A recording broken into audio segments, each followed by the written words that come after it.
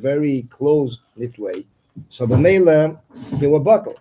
But later, when they came down here Lamata, they became completely concealed from Elikus.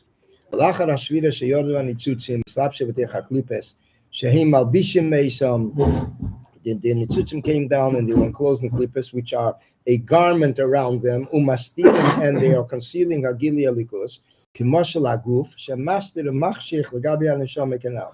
Lekach, therefore, einam yechelim liyes b'bchinas bitul k'meisha oyu b'tchila. K'meisha oyu b'tchila, they can't get to that state of bitul as they were before they came down lamata. Lekach nikroim b'shem klippos, called klippos. Why klippa? A klipa is a peel, a shell. Shehem kemoshel haklipa shechifefes umakefes alapedi hakonis b'seicha. It is a klipa is a peel or a shell, depends if it's soft or hard, that surrounds the fruit. Hakonis b'seicha umasteres is a kemoshel klipas erges, like a shell of a nut, which has to be broken.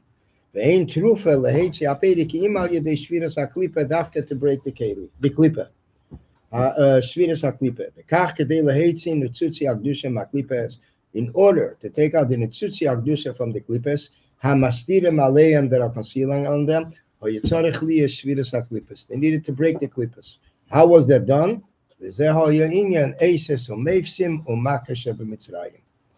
The Rebbe says this was the point of the miracles, the different signs that the Eibushter sent, and the Makas Mitzrayim. That's how he broke Klipas Mitzrayim. So basically, here the Alter Rebbe is going to explain where the whole union of the Nitzutzim are spread out. V'chatchilu the Nitzutzim olamayla as part of Elam Ateu, and then they broke into 288 Nitzutzim.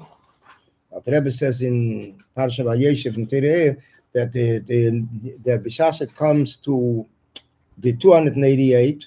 So Yidden in Mitzrayim, they took care of 202. We're left with 86. These 86 are schlepping for many years. Different explanations are given. One is that the neshamas that were in Mitzrayim, they were able to juggle it. So they took out a lot more. A second union, as Alter Rebbe says in Vayeshev, that they broke into a lot of splinters all over the world. In the different Naharis, the different places where Yidden went to Golos, these are different oceans, different rivers. So Yidden living in that area are mevared and Nitzutzik Dusha through dealing with mitzvahs there. So this is what the Alter Rebbe continues. Chatchila comes out from Eden, as it says in Parsha Breishis. It breaks into 4 different sections. Shemo echad pishin chulu. Upirush nora yetzem Eden. That's the original. Eden is chochma. Yam shocha va'ore hanim sheches. Mechochma yilod atzilu shebo melubash Eden sabaruchu. Ubo val yoda, and through her and in her and through her nimshach Eden sabaruchu b'chol atzilus. In others, from Chacham it comes to Elam Atzilus. V'nimshach atchinas malchus Atzilus hanikra gam. V'zeu lahashkes esagon. That is the nor that comes out, and that waters the garden. The garden is the union of malchus. V'sham b'Atzilus ir v'garmei echad behein. Over there, the Kalim and the Eris are one thing. So b'meila, there's no separate entity as a Metzias for itself. V'lachein ha-nor echad. It's one nor, so Elam Achdus. Once it comes to Elam Abriya, Azai Mishom Yepared B'Pchinas Pirid V'Schalkus. That's where it breaks down into Daled Naharis, into 4 Naharis. Utchilas HaSchalkus, the beginning of the Schalkus, which is where it starts from Elam Abriya. V'Nikamoshel HaNaharis, in the same sense that the Naharis ain't Nor Echad Deimel HaChaviri. There isn't one Nor river similar to the other. Leibim Husei, not in its essence. One of them can have sweet water and clear water. The other one doesn't have. The labor gateway and not in its size. One goes 200 parsois.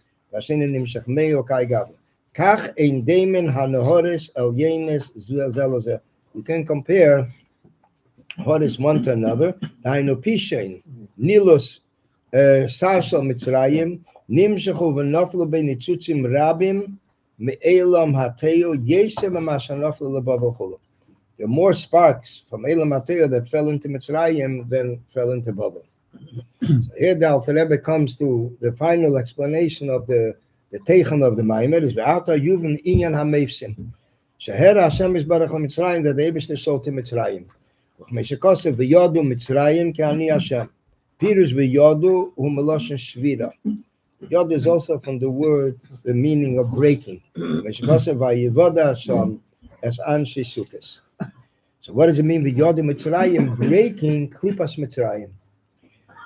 ואיניה כמבור למעלה שכדי להציע ניצוץ מן הקליפה המכסה עליה אי אפשר להסכים על ידי שבירת הקליפה וכמו שלא אגס חולו. It's through breaking the klipa, and it's like a nut that in order to be able to open it you have to crack the shell. ואיניה שעל ידי שבירת הקליפה יוכל להיות גילי עיר סוף ברוך הוא לניצוץ. The nitzutz, which is surrounded by the shell, could be in touch with the revelation of the infinite revelation, which as the shell is removed. Till it becomes, the spark becomes one with Elikus. The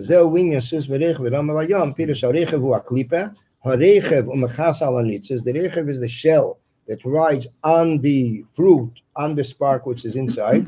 So here, it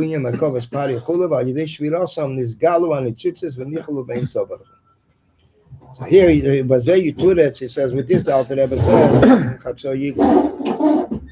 which could be that it was written by the Tzemach Tzedek or the Maril. It says,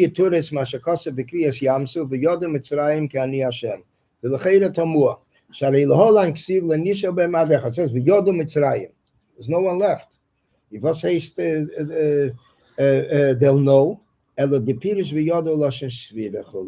other words, with the pirush of the yodum breaking, it also answers the question.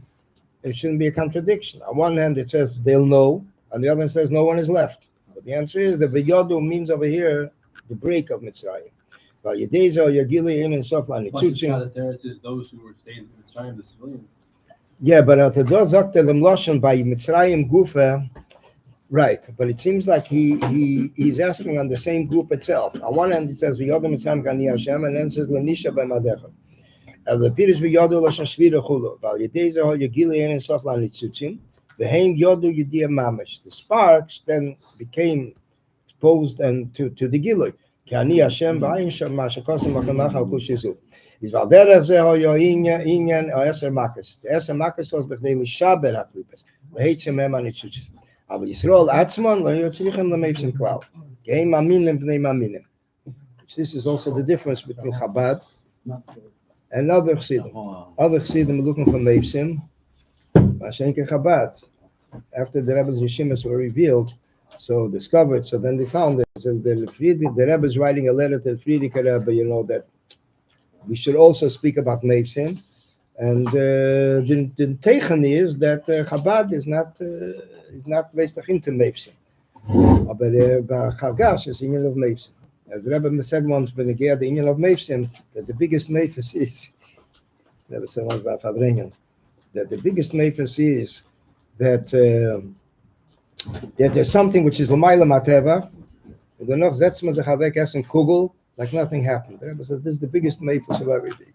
It's Aber Yisrael Latzma lehoy tzrichem lemeivsim klal. They're maminim b'nei maminim. Cheshkosav hayamenam vayishmu kipokad Hashem chulu. And the Rebbe Taka says, but nevertheless, a meifus is something that makes an impact on a person. Rak b'shvil leheitzi an nitzutzis hamuvloyim techa klipas mamish. It's take out the nitzutzis which are swallowed in the klipas. Hutzrech lias eser makas halal. Shazel b'shvil v'yedu Mitzrayim chulu. With this we'll understand the first meifes. He's going back now, answering the question at the beginning of the Maimer. What was the point of converting, changing from a cane, a matter, to a snake? Next column.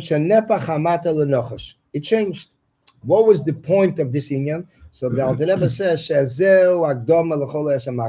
this is the Hagdoma, the introduction, and the contents of what the Esamakas were about. To be break the klipas, רק נקודו לי על הקודו לקאי כנ"ל. ועניין המפסים הוא להרס להם, שאם היסם, see, there's two things here. There's the Makis, there's the Mefsim. The Makis break them. The Mefsim show them that as they seem to be a separate entity, they're not going to see us for themselves. איך שהם היסם בחינס קליפס סטרא אחר ממש, אף על פי כן, הם מקבלים חייס תמיד מקדושה בכל רגע. ושבאמס אינם יש ודבר נפרד בפני עצמם, כי דמיינם הקשר. They are not, in reality, they're not really a separate entity. אלא שהם בטלים בתכלס לגבי אלוקוס יסברך. רק שהחייס נמשך להם, because the חייס comes through curtains, מסוכם, על ידי מסוכם, והשתלשלוס, מדרגס רבס ועצומים, וגומרו כל כך, וגוברו, כל כך הצמצומים והסתירים. The צמצומים והסתירים are so overwhelm them, עד שיוכלו להם ליהיה כולו. To the point that they can figure to say that they created it. לכן, בגולס העורר רבי של המיילה מן הצמצומים, הם בטלים ובטלים. בש"ס, a new gili comes, a gili which is over their limit, they become batal. וזהו עניין המפסים כולו. So, B'meila, what does it show? It shows on one hand that they feel that they're a separate entity, but besides there's a new union of Gilui, it shows that they're really not a Metzias themselves. The Nochos, Mefsim. Mak is breaking them. Mefsim is to show that although they feel they're existing, they're also not a Metzias. He says it as different things, as different I was gonna ask, like, the order, first you break them, and then there were cases that Mefis. The Mefis was first.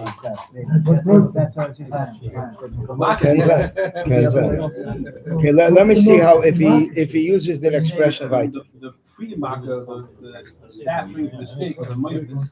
Oh, good.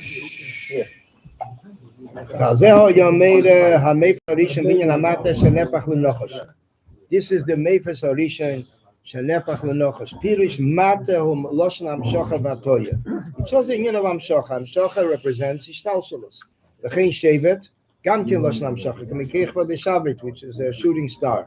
Also union of a Tnua of Amshocha. Dainu Kol Amshocha Seder Ishtalshalos the Gusha Mereish Kol Dargen Atsev Kol Dargen Nikro Mate. Kol Mate, it represents Seder Ishtalshalos. This is still a basic. Vitanin is humokel aklipes. Humokel aklipes, the Mitzrayim, Kmeshikosa Vatanim Agodl Orefes Betechielo.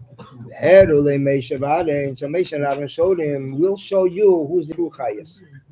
Ech Shamate Nepach Lenochos, the Hainu Shamapines, Vam Shocha de Gdusha.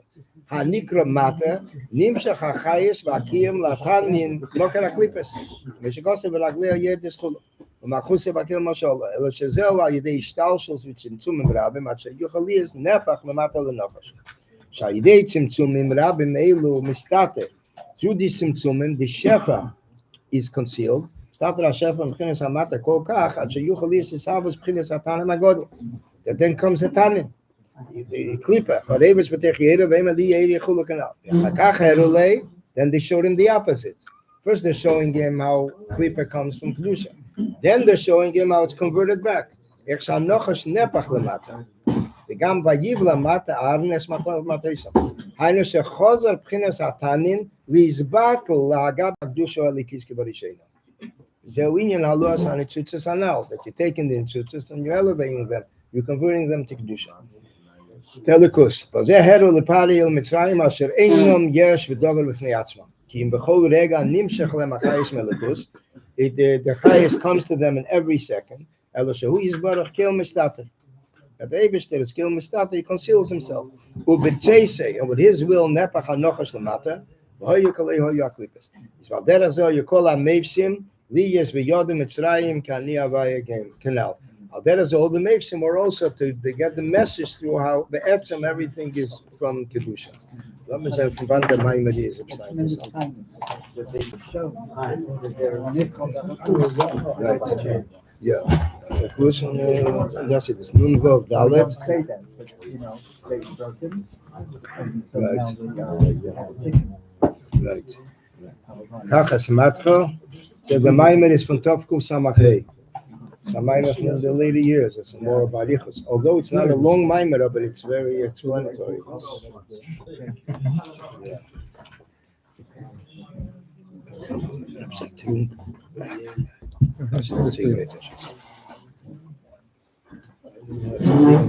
Okay, it's publishing too good. You find him?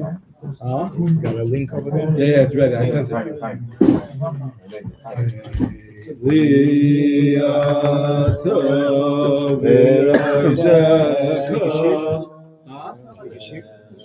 Yes, you should.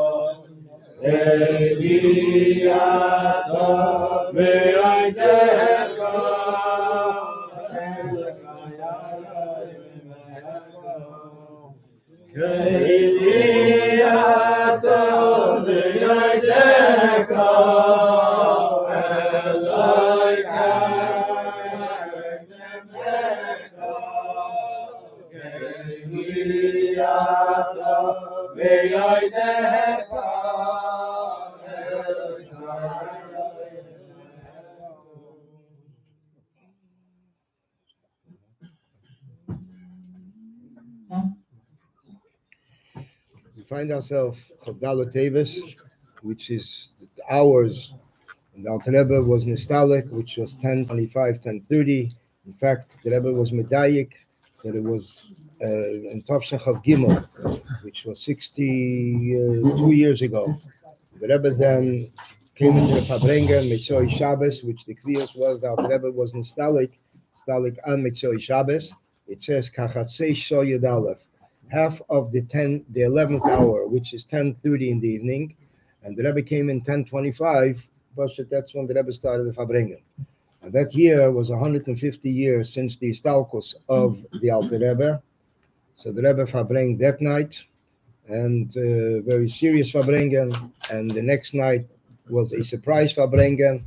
There was a dinner, and certain Mesad had a dinner, and as soon as the dinner was over, 12 at night, the Rebbe came into farbrengen again.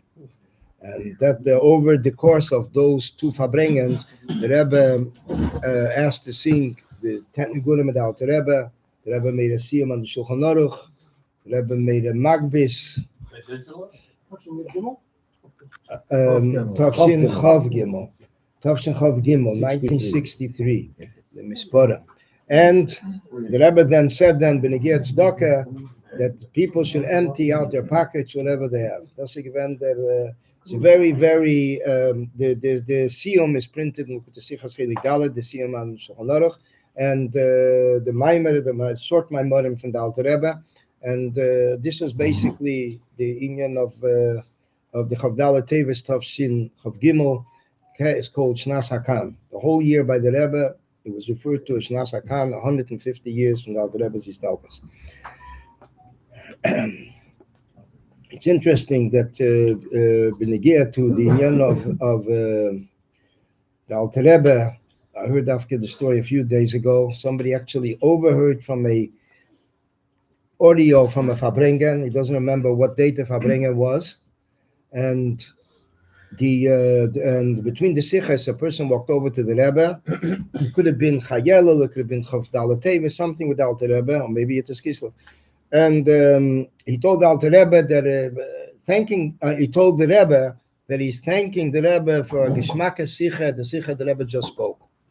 The Rebbe says, it's not me, it's the Alter Rebbe. He looks at the Rebbe. I see the Rebbe. Wie kann ich zukommen sagen? The Rebbe says, gleich da. He's right here. Which means basically that the Rebbe had guests there.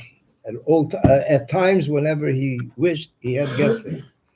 Und das ist gewesen a word that the Rebbe said then to a person that weiß es not mamish a chassid. Chassid would not go over and say if sigven a gishmak a sicha. And the Rebbe told him, Otte der Alter Rebbe, like points right near him. So Akopolim, it's a day, as we mentioned earlier, that the Rebbe mentioned in that same farbrengen. Actually, he opened up the farbrengen with these words that Bishas, it's a word from the Rebbe Rashab, I think, that when there's a farbrengen and learning the Teda Bala Ilula, it's handing a pidyon to the Bala Ilula, which is a very powerful word. Benegir to the Stalkos of the Alter Rebbe, it's told that it was Behemshech to a Nisiya, wandering. The Alter Rebbe was wandering from one place to another, from Liadi, 4 months, running in the Russian winter, 4 months, from either Rish Chedesh Elul, the says Erev Shabbos, Rish Chedesh Elul, Erev Shabbos, Mevorcha B'Chedesh Elul, a few different girsois, and obviously what was the Kriyas that year, and it was Friday, noontime. The Alter Rebbe says we have to run, and the family was mamish in panic. The reason the Alter Rebbe said to run is because the French army was advancing, and he did not want to be under Napoleon even one day. There's a letter from the Michoel Rebbe. He writes in the letter that his father said, better to die than to be under him even one day. As he given the Lashon. Tev Meisi Meyei Stafka. And the Mela. The Michoel Rebbe writes in the name of his father? Yeah. And the Alter Rebbe was constantly on the run. However, I just want to say it's being recorded. So I be good fragen etwas, weißt du, seid mir frierlich, wissen wir mal. I'm sorry. No, he didn't want to be under Napoleon because the klippe, he said that it's, he said about Napoleon, it's tachlis hara. As even the Lashon tachlis hara va klippe.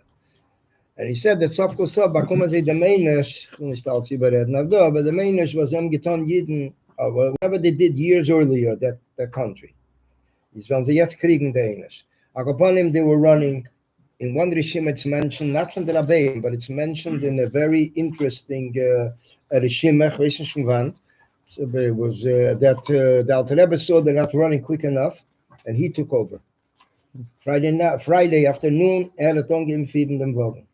And they were felt mamish, there was battles going on. They saw fire flying from over them because there was a certain battle there that the French army attacked the Russian army because they had a soft spot there and they overwhelmed them. Michoel Rebbe writes in the letter, 70,000 soldiers against 40,000. And B'meila, it was like right away a battle broke out. And the Michoel Rebbe is mitayah. This is Bechlal, Yetze Maklal. The Michoel Rebbe is Poshet, Mefaret, all the details, what took place in that war.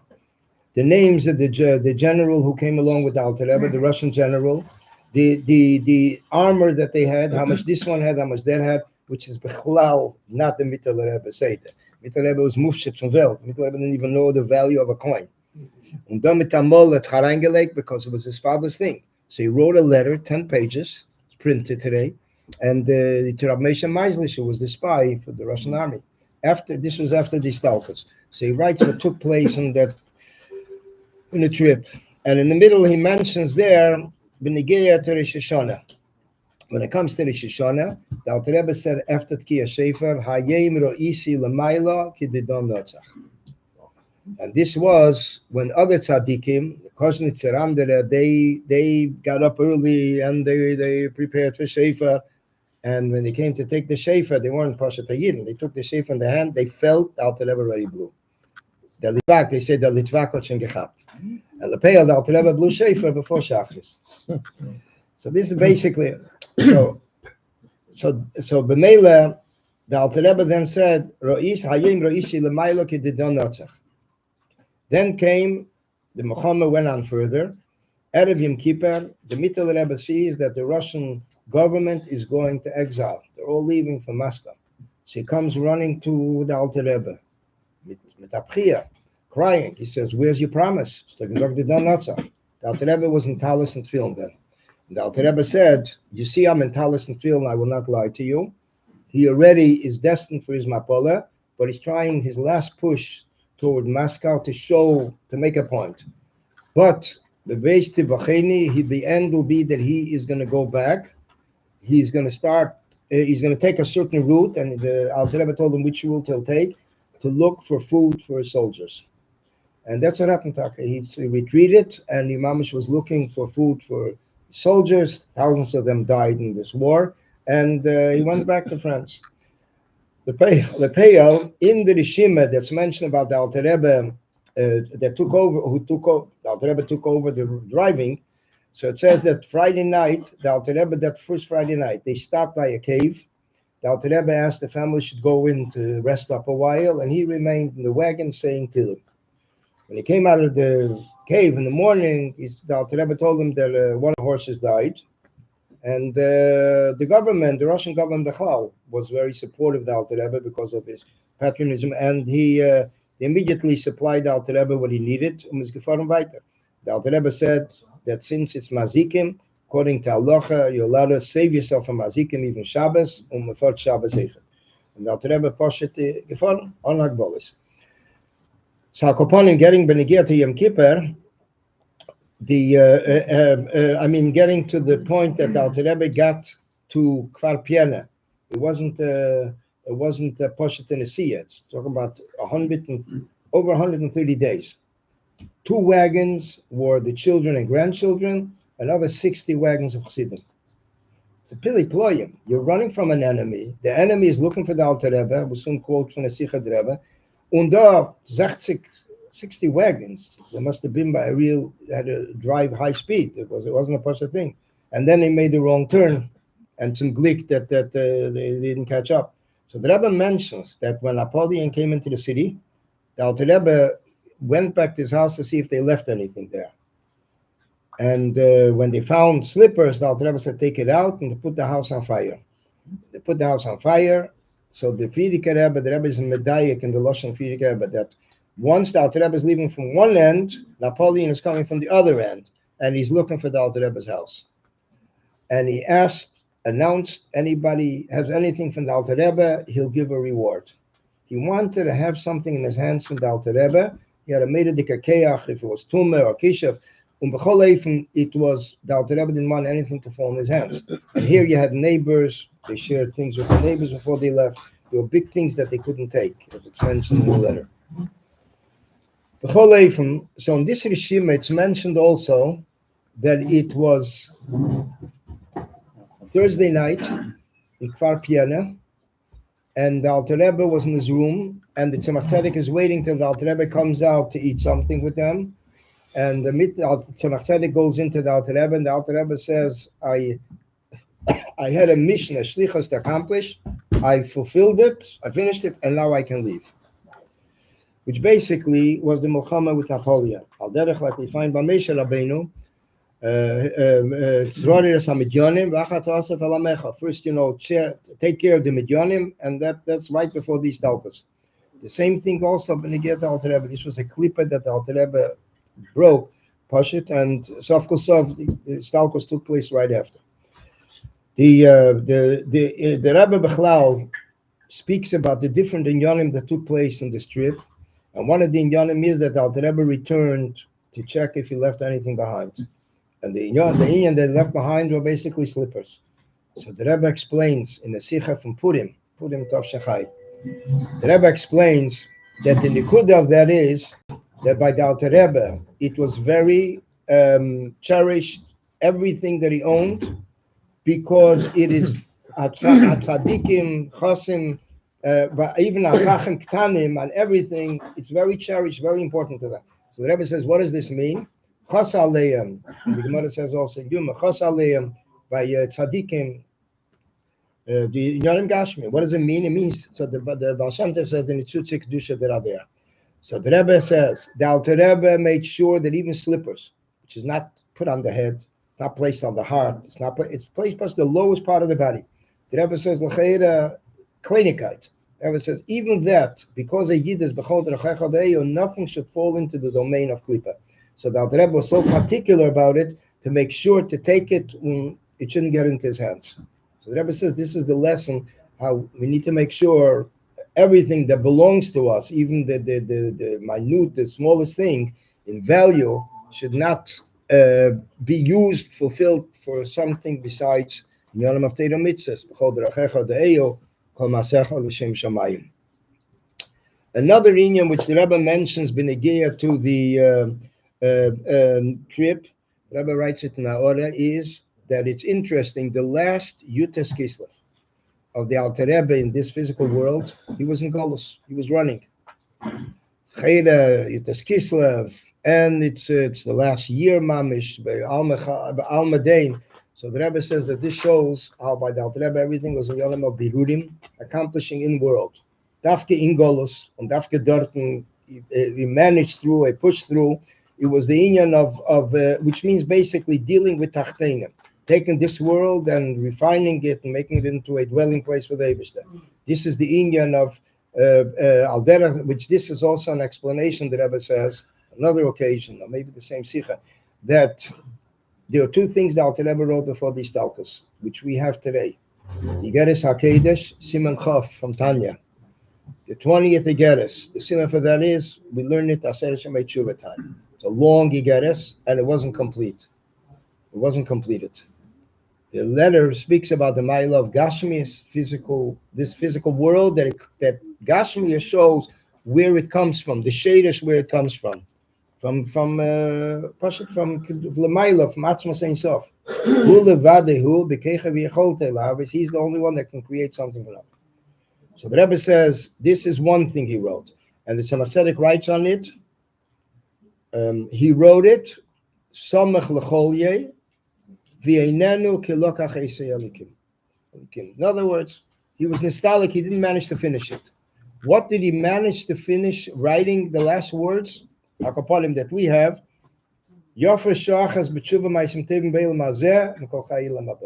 Stressing the Maila Dafka from Eilam Hazeh. And Tshuva. Al derech zeh, a second thing the Alter Rebbe wrote was Rishimas Nefesh HaShveila. It's a Rishima originally printed in Kutei Diburim. It is a Rishima of a half a page, and it speaks about the two different perspectives, Emes and Chesed. When the Eibishter wanted to create the world, he asked Emes, what did Emes say?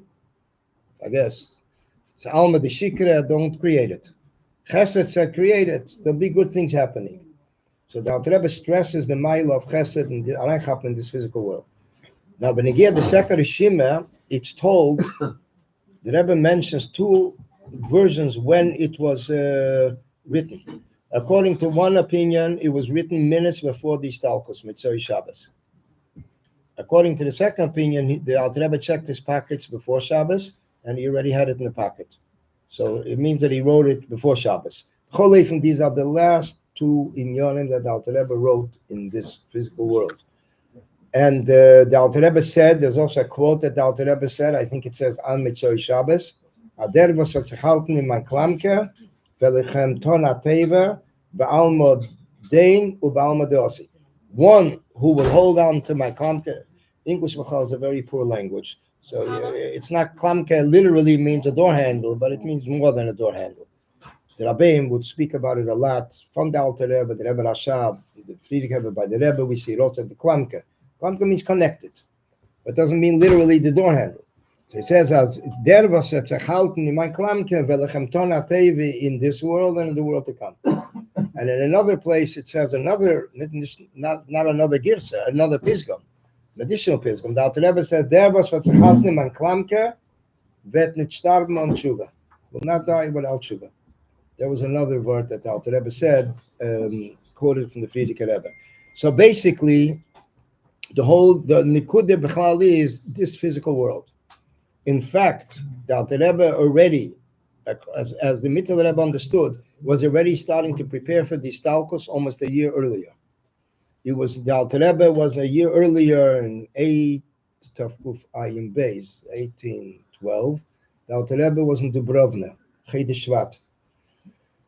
And he said a minor. Hayem la seisam, today is the time to do. Arai chap mitzvahs, this is the world chaparai. When the Michoel Rebbe heard the Maimer, he got very scared. He understood the Alter Rebbe starting to speak about the Mailer from Leilam Hazeh Gashmi. He's already parting from world. This was less than a year before the Stalkos. So Akoponim, the Nikude that the Alter Rebbe stresses is, as the Rebbe mentions, the common theme in the two inyanim the Alter Rebbe wrote is that we need to know, we find ourselves in Eilam Hazeh Agashmi, and Mamela, this is the place where a person grabs whatever he can grab, Chatev V'achel, Chatev to grab and eat, grab and drink, which means basically Teiro Mitzvahs. This is the time the person could accomplish it. The Maila already is not Shayach. The Maila is the reward, but it's not the Maisa B'Peil. So this is basically what the Rebbe stresses, the Maila that a person should know, that being in this physical world, in addition to that, the Rebbe mentions, Benegir to the Alter Rebbe, that the Alter Rebbe was nostalgic in his 68th year. The Alter Rebbe Chayel of that year, 68 years. But in the Sikha from the Rebbe, in the early years of the Nesias, which later we found it also in the Rishimes, is mentioned also. Rabbi Bechovsky writes it also in his Sefer, which is interesting how he knew. Rabbi Weiss was known in Beis Harav that the Alter Rebbe was supposed to live till 76 years old. Was given the turn that they made, the wrong turn, cost the Alter Rebbe 8 years. And as it's mentioned, that it was in the time of the Rebbe Marash. He had a child, Rabbi Avram Sender. A child was a very pious, very geheben child, very spiritual child. And by 8 years old, he says he wants big day Shabbos. The Alter Rebbe is coming to him. I think he said Krishma, and he was nostalgic. And Tzemach Tzedek, the Rebbe Marash figured, doesn't mention what, but he figured that there was a certain reason what happened here. Tzemach Tzedek said it was the Neshama, the Alter Rebbe, that came down for another 8 years. Pili Ploi. So it was 76, that's even the Cheshbon. From the Inyan of Yemai Lula, the Rebbe mentions from Igeres HaKedesh, and here we see also a very interesting Chiddush. Benegir, what the Rebbe mentions, the Gabi, what it says in Igeres HaKedesh. When a person learns Igeres HaKedesh, Simech of Zayin, which speaks about Istalkos, so he says that the Inyonim that are accomplished in his lifetime are the Chatchila in a concealed state, and then they are revealed and they accomplish salvation. Yeshua is Bekerev Oretz. I don't think you have to translate here what Yeshua means. Yeshua is Bekerev Oretz. And the Rebbe is Medayik. Bekerev Oretz, as we have it in these parshias, in the midst, in the lowest level, which is Mitzrayim in quality. And then the Rebbe says, so the Alter Rebbe says, Be'ez Ptirose, the time of the Ptira. The Rebbe adds that I mentioned to it, that every year on the day of his Yemai Lula Peil Yeshua is Bekerev Oretz, which means it's a Pa'ul and Imshechas, it's an ongoing inyan that goes on every year. This is interessant because in Dortmund the Loshen Klor, Be'ez Ptirose. So this is a very interesting chiddush from the Rebbe, that it's every year Chezrim V'nim Shochem, it's again Chezer V'nir, the whole inyan again. So it shows also what the connection is with the with the tzaddik. The Rebbe mentions in a farbrengen tafshin lamet ches, the farbrengen chavdale teves, and the Rebbe mentions there that it's a very interesting expression. How the Rebbe even expressed it there as ibergeben de heroes. Usually the Rebbe give the heroes and fartig. Here the Rebbe says the heroes was me so maton chavdale teves fadivos willen. Fadivos willen. It's like he's matzia. The Rebbe says to learn a sif in Alter Rebbe Shulchan Aruch, to learn a pedic of Mishnayos that begins with the letter of the Alter Rebbe's name, the Rebbe's Hakopolim Pedic Echad, to learn a Maimer in Teda Eir, to learn a pedic Tanya, and to add Medinian of Tzedakah. So the Rebbe said basically these, and the Rebbe says when you get the Mishnayos, as the Rebbe Rashab said, it's not the pshat that the Alter Rebbe needs our Mishnayos. It's our schus that we're learning Mishnayos on this day. So basically, these are in Yonim that the Rebbe gave. The Rebbe edited the Sichets and put the Sichets today, Chof Aleph.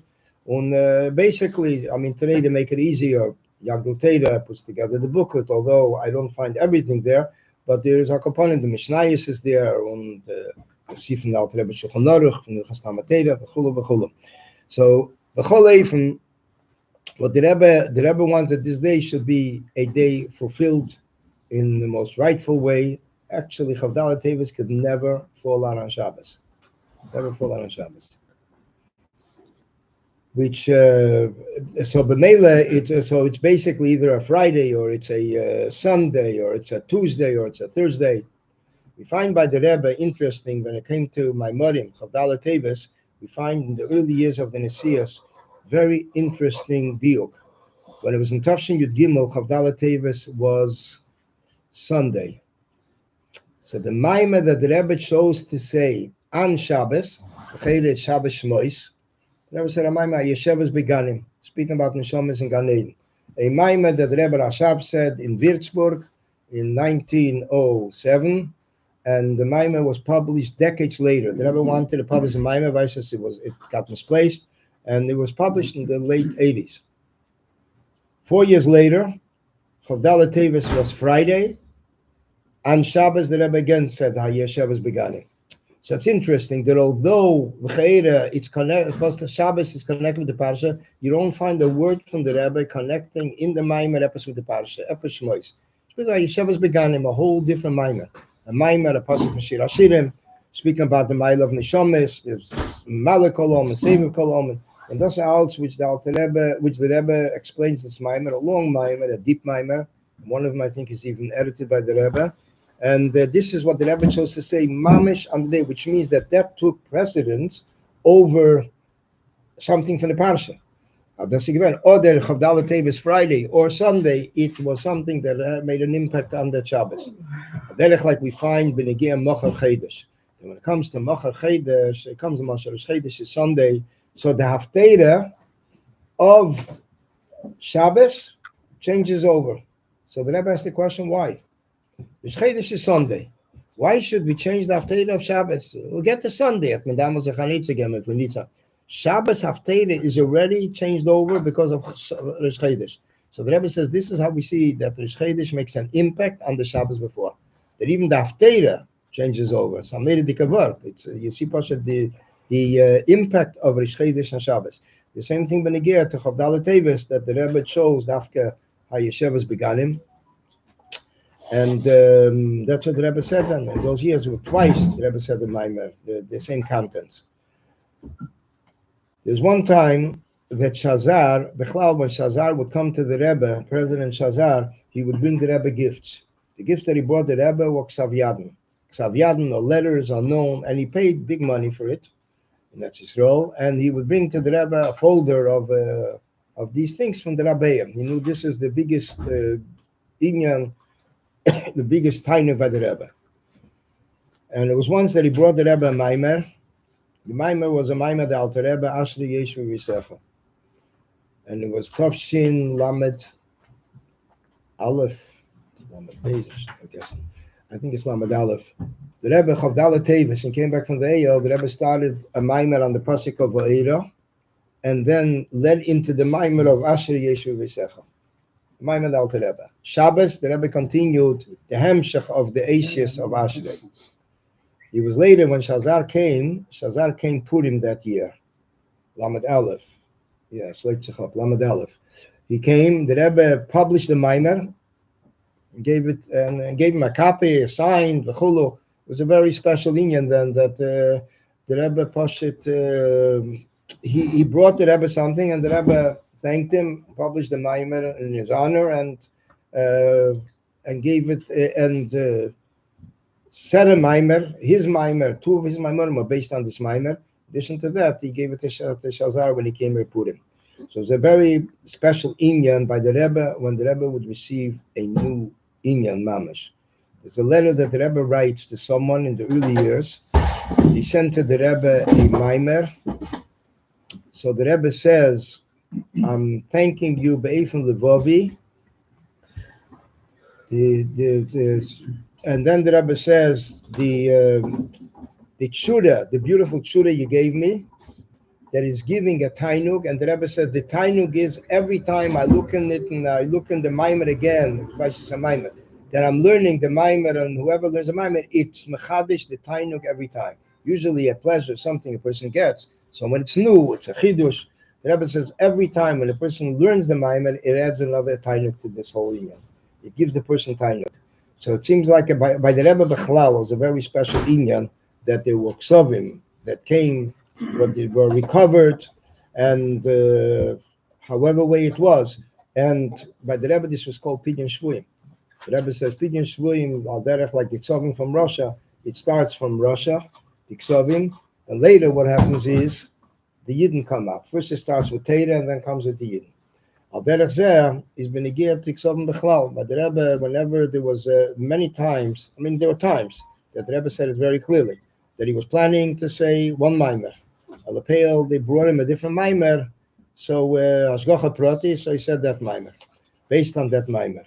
So it's basically, by the Rebbe, everything was a cheshm, Maimorim, when, what, so he went out with Al-Seder Besudar. So, B'chol Eifim, by the Alter Rebbe, there was a Chavivus. The Rebbe published Maimorim and the Alter Rebbe single ones in the early years. A few Maimorim, we have Ketapuach, Batzei Ayor, other Maimorim.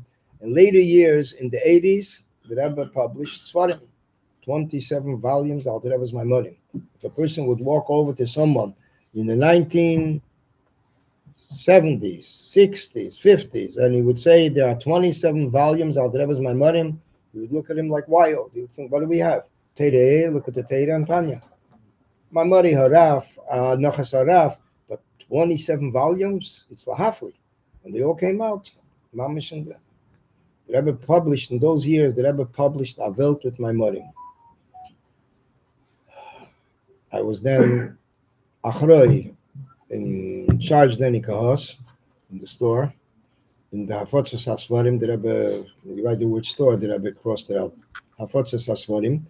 So the Rebbe published, then every week there was another Sefer came out. I don't even know how the Chavra in the library kept up with preparing it. Every week, another Sefer. Another Sefer means 35 boxes of Svarim. A new Sefer. You couldn't keep up with it. Every week, a new Sefer. Those years, from Tovshem Mem to Mem Hey, the Rebbe Rashab's Maimorim, the Friedrich Rebbe's letters, the Rebbe Rashab's letters, the Alter Rebbe's Maimorim, it's like you look at the dates, the first publishing date, it's all Maimorim from Pasha from Yana Yavim. The Rebbe told them Rab Nissen Nemenov. Rab Nissen Nemenov was in Yechidus, and the Rebbe told him that Bechlal it says B'negiyah Teishea Ben Eila, when Yerovam Ben Nevot, when the king Yerovam Ben Nevot made barricades that they shouldn't be able to go to Yerushalayim. So it says that. So then it was removed. Teishea Ben Eila removed it. What happened? Yidden still didn't go. So they said, who's more to blame? Yerovam Ben Nevot put a barricade, you couldn't go. Teishea Ben Eila removed the barricade, and yet they didn't go. That he revealed that Be'etzim they don't want to go. So the Rebbe says, Meile, we don't print Svarim.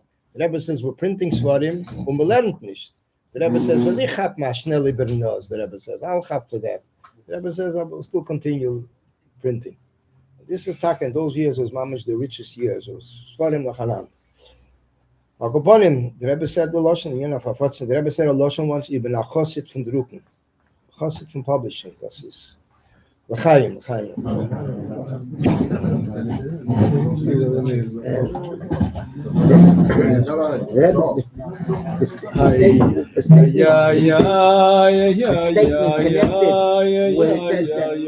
Better for you to be under the suffering of the Tsar than to be under the freedom of Napoleon. Is this the Havamina? Why the ran? He didn't want to. He said, he changed the letter there. He didn't want to experience Napoleon. Nothing to do with that. It would have been a friar. He didn't want to have anything to do with Napoleon. No. But it's not that he was. He wanted to he was pushing the whole idea of you do what you want, freedom. The Rebbe said there won't be any Yid left in Yiddishkeit.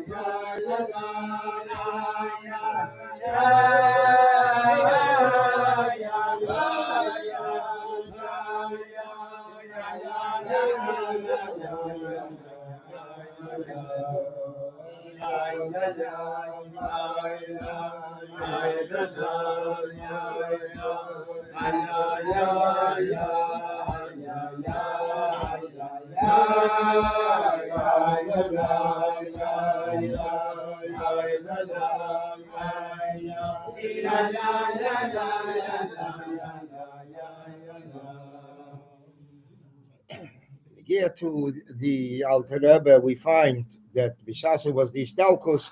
So it says that the Alter Rebbe was Mistalik, and the Tzemach Tzedek describes it that it's in the way of the three expressions: Nishba Arein HaKedesh, Moed Yisrael, Mashiach Hashem. which means that the Arena Kedesh, the Holy Ark was taken in captivity. Moed Yisrael, the luminary of the Jewish nation, and Mashiach Hashem, the anointed by Hashem. So the Rebbe explains in a Sikha and a farbrengen, it was a farbrengen after the Eyal, Chavdala Teves, really Lametz. The Rebbe explains that basically these three refer to the inyan of Chochmah Bina Das. And the Rebbe explains that the inyan of Arena Kedesh is Bina. Arena is a vessel for Kedesh. Kedesh is Chochmah. Kedesh is Kedesh Mila Begarmei, removed from Ishtalshalos, from chain of creation. So it's Arena Kedesh. The vessel is Bina. Then there's Moed Yisrael, the light alone, that's the inyan of Chochmah. And then comes Mashiach Hashem, as the Rebbe explains, it goes on the inyan of Das. So the Rebbe asked the question, why is it in such an order? It should have been either Chochmah Bina Das, or it should have been Das Bina Chochmah. The Rebbe explains that we're talking here about Istalkus. When Istalkus, it is from below to above. Below to above is from elevation from Memata Lamaila. The Meila, it's Moed Arein HaKedesh, which is Bina. Moed Yisrael is Chochmah. Mashiach Hashem is Das, which is Bimkei HaKeser. So therefore it's going up. Bina, Chochmah, and Keser. Long Sikha from the Rebbe Zera, Geshmak Sikha, was Chavdala Teves, Lamed Aleph, or Lamed Beis. A whole beer on that. So basically, the Rebbe is explaining that the mode is L'chatchila, and then the Tzemach Tzedek concludes the Rishima that he found of his, it's printed in Piskei Dinim, Tzemach Tzedek, that it should be Vakitze V'ran Sheikh Niyafar, on V'yashmienu, he should give us to hear the wonders of Torah. Ki Tal Torah Mechayeyu, he says, because Tal Torah is revives and brings life back into those who are not here. And he says Beguf, Mechayeyu Beguf, Neshama says Beguf, and then he says weiter that it should be that it's in a way of and Ken Yirotzen. He finishes Bagola Vizman Korif. That's how Tzemach Tzedek finishes. Bagola Vizman Korif in our time. Bagola Uvizman Korif. Which the Rebbe in the Sikha, and the Ore writes in the Sikha, B'negeya, why he concludes brachas with the inyan of Bagola Didan. Because if Mamish Bagola Didan. What's the Bagola Didan more than because if Mamish? So the Rebbe says there's two biurim on it. One, because if Mamish is in Hebrew, Mashenka Bagola Didan is Aramaic, which means we want that it should be brought down, drawn down into this physical world, which is the inyan of Bavel, the inyan of Golus. So therefore it's Dafke Bagola Didan. And then comes another biur. Bishas will say L'moshel B'kodev Mamish, it may sometimes imply that it means today. But we're talking about the Eibishter. If we should say by him, B'kodev Mamish, a day, 1,000 years is like one day. The Mele, it's a whole different cheshbon, the way he'll calculate time. And therefore we're saying Bagola Didan, the way we calculate time. Bagola in Aramaic means time. In other words, we mir verstehen Zman. So therefore, the Rebbe adds the Bagola Didan, which is as it comes down Aramaic. Before the Istalkos, it's mentioned, Tzemach Tzedek writes, this is somewhere it took place. Either it was mamish in the last days when the Alter Rebbe wasn't feeling well, that the Tzemach Tzedek then was davening, and he was davening with a Morosh Cheda, with a nigun of Morosh Cheda. In other words, very depressing, solemn nigun, not simcha. So it says the Alter Rebbe stopped him, and he told him that he should sing Dafka and Nigun Simcha. In other words, that he should sing Dafka, should daven with the inyan of Simcha, not the inyan of Morosh Cheda, not the inyan of, it's called today, depressed. So basically, Bechlolos, the difference between the inyan of Simcha and the opposite. So we see it also in Sichas from the Rebbe when it was the war that began on Yom Kippur. The Rebbe then spoke, Hayitochen, how could it be? It came Sukkot time. How could it be that we're speaking, discussing, demanding, expecting from Yidden they should be besimcha when Yidden in some part of the world are fighting in the middle of a war? So the Rebbe connected it with a Zayar. That the Zayar says, Tochazi, come and see, that the way a person shows his image here, that's how it's reflected from above. If a person shows a depressed image, he gets Mamayla the same thing. Shasa, but he shows a simcha, a chuna of simcha. So b'meila then l'mayla there's also simcha. And when there's simcha l'mayla, it sweetens all the dinim, it sweetens all the negativity, all the negative elements. B'meila, what happens is that there's only positivity coming out. A few months later, the Rebbe by farbrengen, the Rebbe was speaking to Kislev then about the Alter Rebbe, that they asked him the famous question, and the Alter Rebbe smiled. He didn't want to answer it. And they learned it through. And the Rebbe asked the question, what does it mean? Or what does it mean the Alter Rebbe smiled? So he says that the Alter Rebbe answered all the 20 questions earlier. When he came to this question, the Alter Rebbe smiled. He says by the Alter Rebbe smiling, he accomplished that l'mayla there's also an union of smile. So it's hamtokas dinim, sweetening the dinim. If it's sweetening the dinim, the interrogator himself was left speechless. The question didn't bother him anymore, and he finished with that. So the Rebbe said this is the maila dafke of the union of simcha over the union of Marashcheira. Once by dollar, somebody came and told the Rebbe there's a person that's not well, and he's sitting and crying all day. So the Rebbe says, "Was weint a ganzen Tag? Kann doch lachen a ganzen Tag." Should sit and laugh, which is not stam word. It was an inyan, a person, the Rebbe telling him how a person himself could pick himself up in the eifel of simcha, which picks up lachatchila riber. And this is basically, we saw by the Rebbe in all the inyanim, that when it came to inyanim of simcha, so we saw that the Rebbe was me'eded it very much. It's mentioned also by the Tzemach Tzedek, the famous word trachgut v'zaingut, which is a ma'aseh that there was a father of a child wasn't well, and he came to Tzemach Tzedek said trachgut v'zaingut. And by the end, he danced the Akofes Gor Stark, and removed the gzeira that he had that was hovering there over his child. So Al Koponim, how we see by the Rebbe in all the inyanim, there is dafke the inyan of simcha, not the inyan of heipach. Because once the Rebbe told someone they went into Yechidus. He was going back to Australia, one of the main shluchim in Australia. So the Rebbe said, "Nem dem Marashcheira und warf es rein in den Pacific." So throw it into the Pacific. So another time the Rebbe said, "Ich kann nicht vertragen Marashcheira meine Dalle Damas."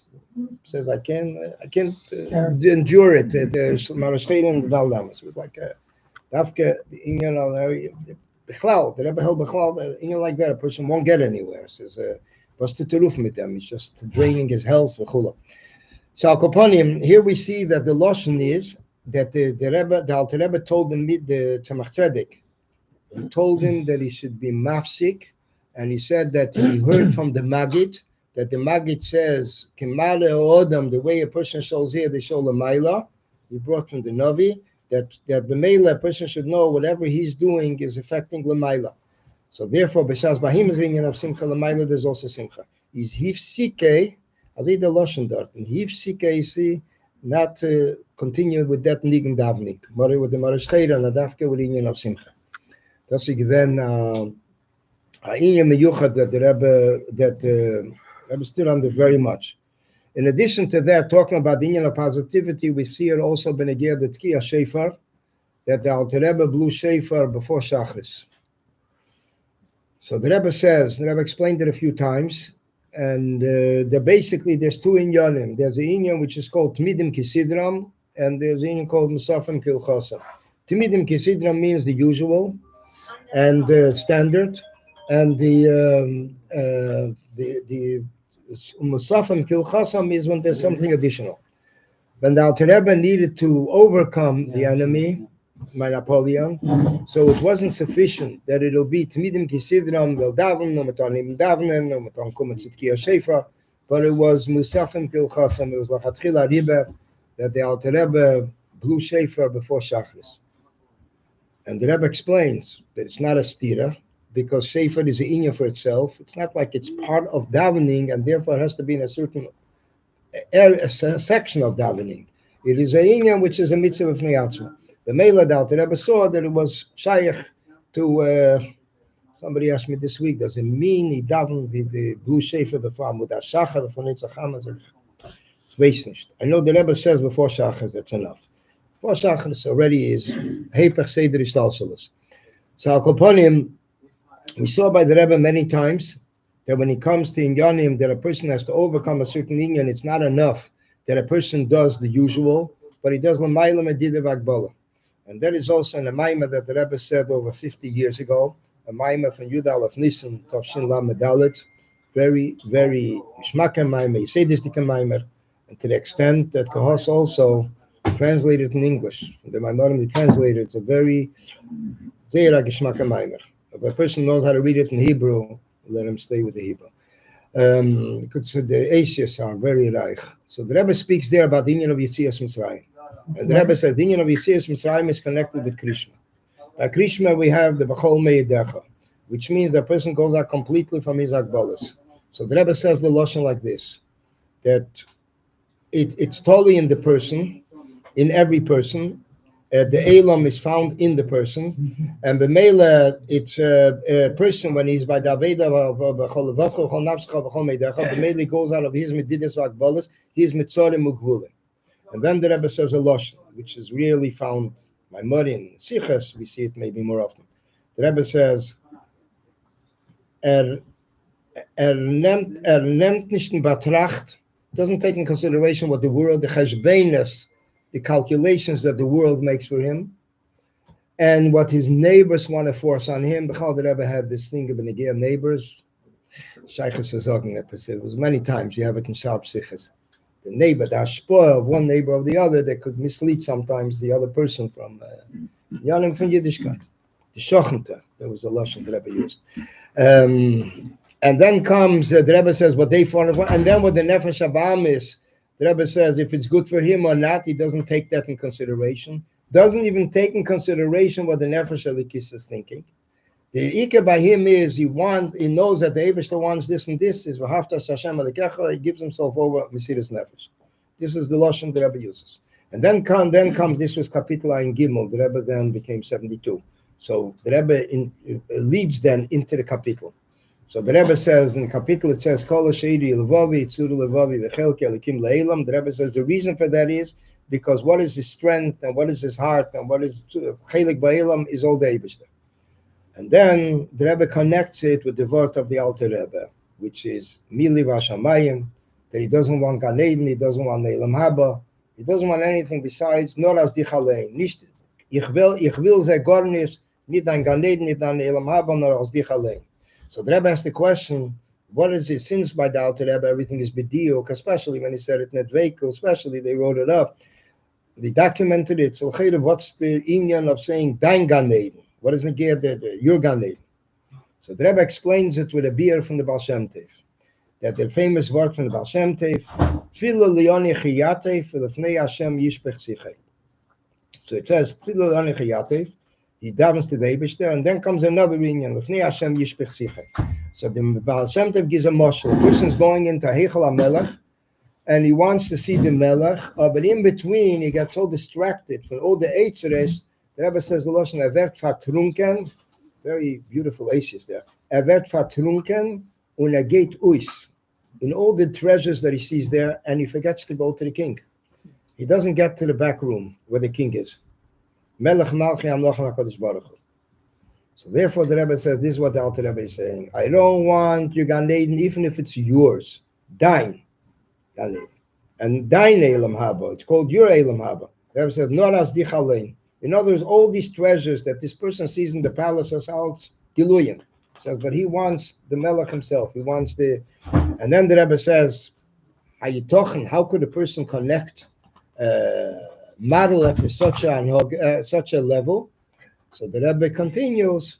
It's a Maimer that the Alter Rebbe said, mit es abgedruckt, mit es mefarsem given, chol oilam kulei. The male, everyone is shaykh to Epesva, Shemetz Menu, to Arush again from the Kalim. And that's basically the Nekuda the Rebbe says, we see as Mitzrayim. This is basically the Nekuda of Krishma, Bechol Meidecha. It's basically that a person lifts himself up higher. Whatever he did yesterday is yesterday. There was a person that went on a shlichus from the Rebbe to Russia. I don't know what years it was, probably in the 80s or maybe. And he had the shlichus into the Rebbe knew that he was shaykh to it, and he gave him a whole shlichus, and he gefahren. And he saw whatever he saw, and then he came back to Yechidus. The Rebbe asked him, hinting, was macht der Reiter, was macht der Schwarzer, like the different Yidden he met in Shul there. And before he went, actually, I think it was him, he asked the Rebbe, like, why am I getting such hard work? Why am I getting such a hard? So the Rebbe says, do you have a contract with the Eibishter? Exactly, what you want. Lepel Mamish, he came back, he did everything. The Rebbe spoke with him a while, I think a few hours. Then he says, now I have a question. You have questions? You ask me questions, now I'm going to ask a question. He says, who do you feel you will be proud of?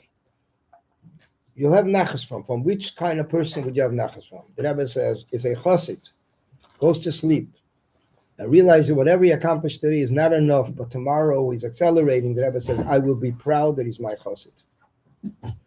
Which is basically the inyan of Chatchila Rebbe.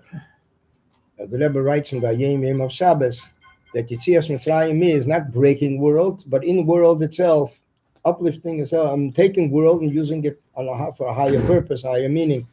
So, Koponim, by the Rebbe we saw that as soon as you ain't genug, there was some Kvirim that gave the Rebbe money, and they figured, first time they came to the Rebbe, they gave him was a famous Yid, he became later Chassid Rebbe from California.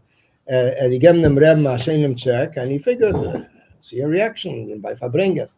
Never done l'chaim l'vracha. He does it.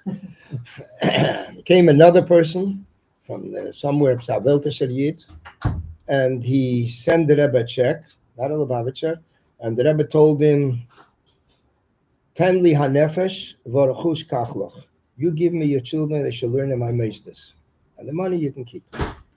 Probably the first time in his life he met someone that gave him back a check. Then came another person who sent the Rebbe a check, and he thought the Rebbe would be satisfied, and the Rebbe said, I have a greater appetite. What's meant us? I mean, everything has to be clarified. We're talking about the Rebbe Bechal did not take money for himself. The money was possible. The Rebbe saw was needed. It was needed for that person's neshama.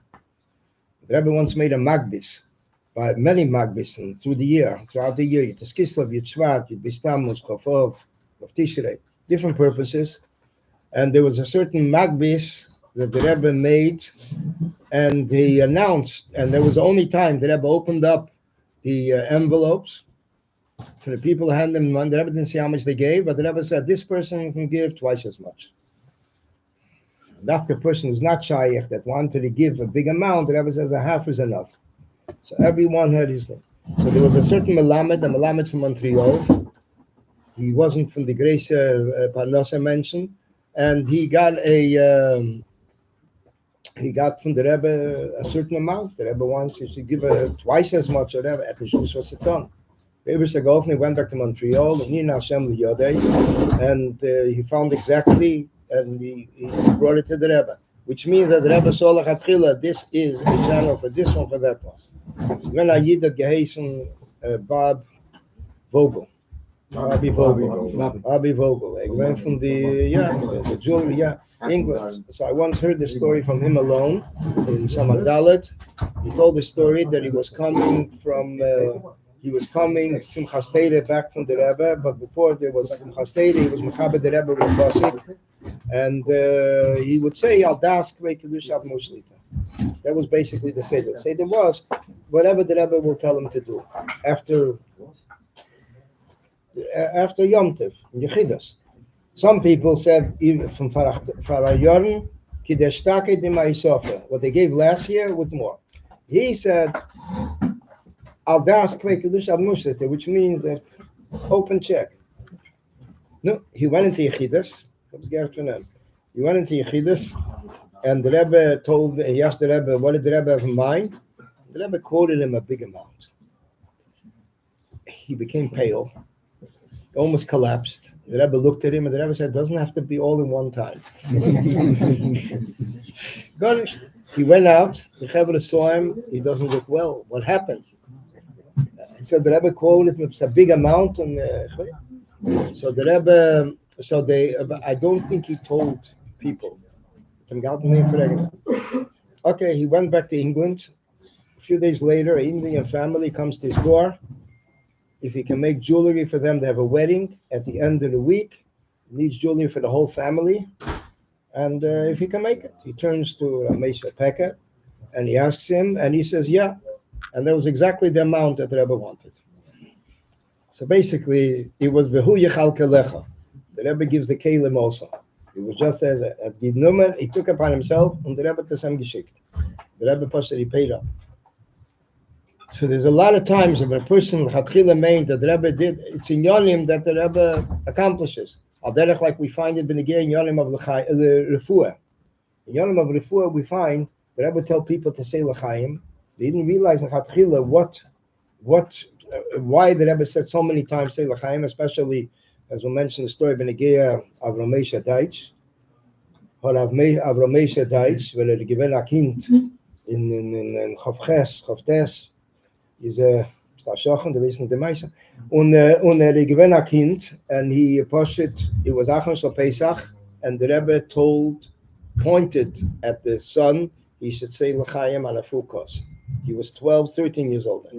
Full course of wine, Pesach. But he was 12 years old. A full course. He thought he means his father, because his father got Achush in them. But Shalom Mishaya. But he said, so the Rebbe points, no, ich mein dem Kind. He said once L'chaim, after the next Sikha again L'chaim. Second time, third time, by the end, after 4 times L'chaim, farbrengen finished. A while later, Rab Shalom Yeshaya suffered a heart attack. Wow. He came later with a bottle of mashkets and Rebbe, obdanken dem Rebbe for the meifes. So the Rebbe says, your refuah came when your son drank the 4 cases. 4 cases. As ik ben aan mij zeggen met Rabbi Yitzchak Kugel, the Rebbe once told him suddenly by Achon Shal Pesach farbrengen to say L'chaim. I don't know if it was 4 times, and it was that summer. There was a certain, the gas range exploded. He was home, nobody else was there, they were all in the country. When he had to come, they slept to the hospital. What's exploded? The gas range. Yeah. And when he pushed it himself, he went there and he collapsed right there by the hospital. His wife mentions the story, because my father was the doctor, the family doctor, and she had no idea, he didn't come. And those for so, he didn't have any cell phones, happened for them. It's Friday, and starting to figure out, it was already emergency. Where could he have gone? What hospital? So my father is going through with her all the different hospitals that he figures he would have gone. Lepele went to Maimonides. My father told him Maimonides. Taki was in Maimonides. Was he mamish nissen? I think he had a mark on the skin. He had years that Pesach from that Sreifa. It was, but this was a Maisa that the Rebbe marked him to full the Makkah. Alderazet told the story was Chaget Mamish Lachrena, the story of a Yid who came from France. The Yid was Balshuba Mekurev, and he had the Machla, and they treated him, but they allowed him to travel here to the United States. I gefahren for Pesach. Aber torne trinken con alcohol.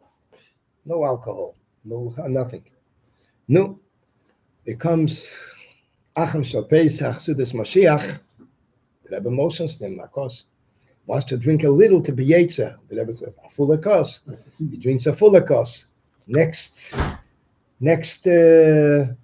Sicha, noch a kos. Akoponim, he didn't feel good already after that. And the kids were probably very scared because of his medical history. They took him to the hospital. He was already sick with the andere Inyan, given krank, sick with the other Inyan. So the doctor says, the only problem that he has is he's intoxicated. There's nothing else. He's completely healthy. So this is a Maisa. He comes the next day to the Rebbe, by Mincha, obdanken dem Rebbe, and he comes by going out. So he tells that he wants to thank the Rebbe. So the Rebbe B'derech HaTeva says, the doctors in America wissen mehr wie die doctors in Frankreich. Doctors in America know more than the doctors in France. That was the Derech HaTeva. Aber Koponim, this was a Meifes was getroffen. There's once a Yid that came to the Rebbe by Kishel Bracha, a Pelisher. He came only for Kishel Bracha. He was 50 years ago, Simchas Torah, and the Rebbe asked him, where were you by the farbrengen? Was hat sich nicht gewaschen von farbrengen? Der Rebbe, der schwer, ich gewinnt da beim farbrengen. Und he kennt alles auftan da. Yeah. And he starts answering ahin. The Rebbe macht mit der Hand, as it was a pelodic, I don't know how it ended up, but it was pelodic. I showed like, you had a Eish Rotzen now. Sie gewinnt zum Chastera. Lamedalit. Many times in Yonim that happened by farbrengen, people had no idea. Sometimes the Rebbe would be speaking about a certain Inyan, nobody had any idea what's going on, and better after Yom Tov, hat man gehört that there was something taking place in that time. It was Pasha Cinema farbrengen, seeing the world. So B'chol Leifen, the Nekude by the Rebbe, as the Rebbe stresses very much, is the Inyan of L'chatchila Riber Yetzias Mitzrayim, a person should sometimes go out of his own agbolas. When the Rebbe came out with Ufaratzta, the Rebbe came out with it in Tavshin Yudches. And there was even a Maimer, V'hoya Zaracha Kafara Oretz, in Veschanan, Rama V'hoya Zaracha. And the Rebbe spoke then of Ufaratzta by Bocharim, and Ufaratzta by Bali Asokim, in Yeshveya, learning, you limit that Torah should be an Eifon of Ufaratzta. And the Rebbe said then that the true inyan of Ufaratzta is that there's no walls around. The Rebbe says, B'meila, there's no place where to hang up a clock. So there's another time when the Rebbe spoke to the Bocharim in Chanukah. The Rebbe, every year, a group of the 770 Bocharim would go in to the Rebbe for Chanukah Geld, the first 10 years, approximately. And the Rebbe would give them Chanukah Geld. So he'd give a Sicha. So one time the Rebbe spoke on Sicha that there's 3 levels in learning. In a Seder, there's one level a person learns, and as soon as it's over, Seder is over, Ashenito, Chas v'Sholem, Baltesef, 1 minute over is already, no, it's over. I think Rabbi Gringwas once said, the marshal like a soldier, everything is exact. Finishes learning, not a minute over, gegangen. Then there's another one that learns, but he goes over. But the Vaili wants credit also. It's called overtime. Cooked, and then comes a third one, doesn't look at the clock. The Rebbe says, he doesn't move till he understands everything that he learned. He can't close the sefer unless he's clear on everything, which is the Tachos HaShleimus. As the Rebbe once mentioned from a Rosh Hashiva, I don't know what Rosh Hashiva, the Rebbe didn't say a name. He smiled, it seemed like he liked the idea, and the Rebbe said that the Rosh Hashiva gave over to his Talmidim that they can't go to sleep till they understand everything they learned that day. So the Rebbe smiled like, yeah, Eveltas gewollt tegen, you know. It was, but basically, it was that a person should always aim for higher. Every day is a new day. Every day is a new Zman. Then there's Yemei Rotzen. We find ourselves in Chavdalu Teves, which is the Yemei Stalkos Dal Rebbe, which is a special Eis Rotzen. Tzalderech, like the Inyan of Yom Kippur, Eis HaShel. There's different Inyanim that are mentioned, and it's a time that a person could accomplish and make Achlotes Teves. And then, as the Rebbe mentions, the day after Chavdalu Teves is 2 weeks before Yud Shvat. And that's the connection between Chavdalu Teves and Yud Shvat, already preparing for Yud Shvat the 2 weeks before Yud Shvat. So these are all Yemei Rotzen that we have to make sure not to overlook or skip or disregard or fashlofen, but basically a person be alert, because these are days when a person connects, then the Rebbe connects. So Mai said there was a Yid once by a Kofis, this was published actually last week, Kvar Chabad, from Rabbi Yosel Gorevich, Rabbi Yosef Yitzchak from Migdal Eimek. He told the story of Medet Kamaisa, that was once Hakofes, and there was a person that was pushing for Hakofes, to be near the Rebbe, and usually the Ches, which is called the Ches, by Chassidim, it's where the Rebbe would go in and they would empty it out in order the Rebbe should be able to go on with the Minyan. There was one person, was at geactioned, Bishul Meifen, he's not moving. Nobody had any idea what he had on his mind, They were fighting with him. The Rebbe's already coming in, and the Rebbe sees it, and the Rebbe says, "Was wilt von them? Soll ausbeten, was will ausbeten? Let him request what he wants. What do you want from him?" He walked over to the Rebbe. The Rebbe bent over there, and he asked a bracha for a friend to have children. And that year, that family was gebenched. There was a mishpacha in Montreal. They didn't have children for 8 years. The whole Eifen, it was, the Rebbe saw, it's negir to the person, the Rebbe was there. Now, that is, it's told also, benegir to a story that happened, a story that I just saw a few weeks ago, that's the Negesikra Baruch Shalom Khan from Connecticut. A Maisa that happened in Yisrael a year ago, Tovshin Pedalet. Hey, Tovshin Pedalet. The Maisa given, ich had met wegen Maisa von Uzbeten, how we see by the Rabbeim, how they responded. It was a chasana between two Litvish families. Non-Hasidic families. Non-Hasidic families. One of them were Einiklach the Alter Rebbe. Yeah. The other one was not. The Einikol Gewalt Mizozingen the Alter Rebbe's Nigen. He had a custom, tradition by all his children sing the Alter Rebbe's Nigen. Today they sing it already in Lakewood and other places. But he didn't know what to do. As No, so he lepel mamish was geschehen. See, the blib mazei that they didn't see any way how they'd be able to do it. So they gegangen zu der Gruppe mit nicht gesungen. Das sind gar nicht Nigunim. Mitten der Gruppe, the Rav looks at the Ksuba and I get a gishrei, oi, there's a serious problem with the Ksuba. They have to rewrite the Ksuba. They went out, they left the Elam sitting, they went out and they actually rewrote the Ksuba. This musician who heard the story who spoke with the Mechutin that was like crying on his shoulder, what do I do? Decided, this is the time. We start to sing the Alter Rebbe's Nigen. They're all sitting around there. Nobody could say anything. As soon as he finished the Nigen, he's wondering, what do I do now? And then they walked out. Now the Mechutin went over to him and he says, now I know the Alter Rebbe is Einikol. Now I know the Alter Rebbe is starker from Zayalab. He's stronger than all of them. That was gefehrt. He knew that Einikol, if you all them Nigen, it worked out exactly. Rebbe once told someone when somebody asked, maybe they can manage without the Alter Rebbe's Nigen. He was Mustam nicht ein größer Chassid. The Rebbe said, the Alter Rebbe comes to the Chassan and he gives brachas. If you feel that you can manage without it, halt sich mit das. So very, very, very strong. This was a very special email. We saw but everything, that even when a person did something, the next Nochamol, what's next? Who halts the jetzt?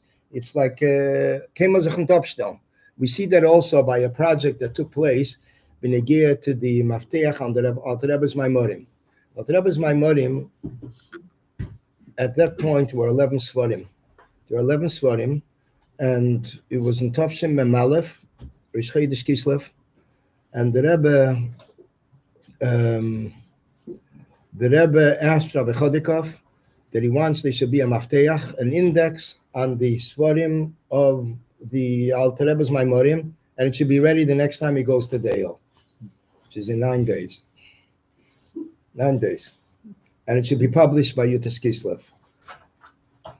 Okay, more pratim. Rabbi Chodikov was lost, was all the time. He came to Rabban Chitrik, the librarian, and he asked him, he says, no, I can't put together a team like that. It's in Shayach.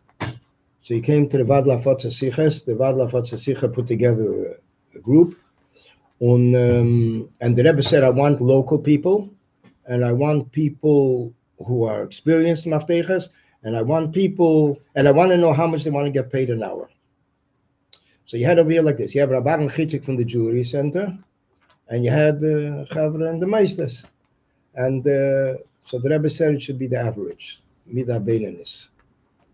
So the lower level, that it was Gehata, special Hanukkah. What happened was after that, the Rebbe asked when they're starting to work.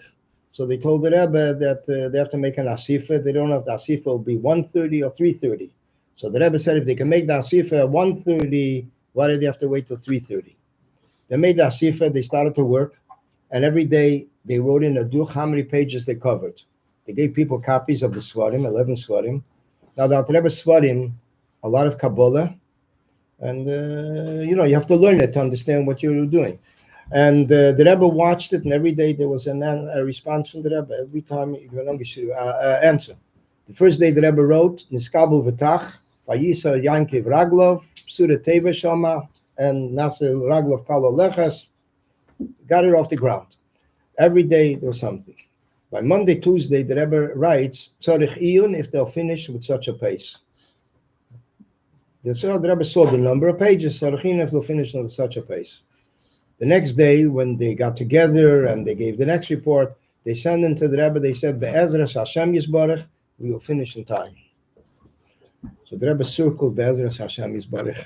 The Rebbe writes, Be'im yenatzlu akidiboy, if they're going to use it outright. And they wrote also, we will finish Liyem HaMugbal, like the designated date, Tes Kislev. The Rebbe circles Liyem HaMugbal. Mugbal? Medidav Agbola? Medidav Agbola is from Cheshvan. Kislev is Lamaila Medidav Agbola. So maybe they can finish even earlier. You know what that means? We're working with index cards, and it's 9 days, and then it has to be typed, and then printed, and be available Yutas Kislev. Okay, I remember there were Chevra that dropped out. It was a lot of pressure.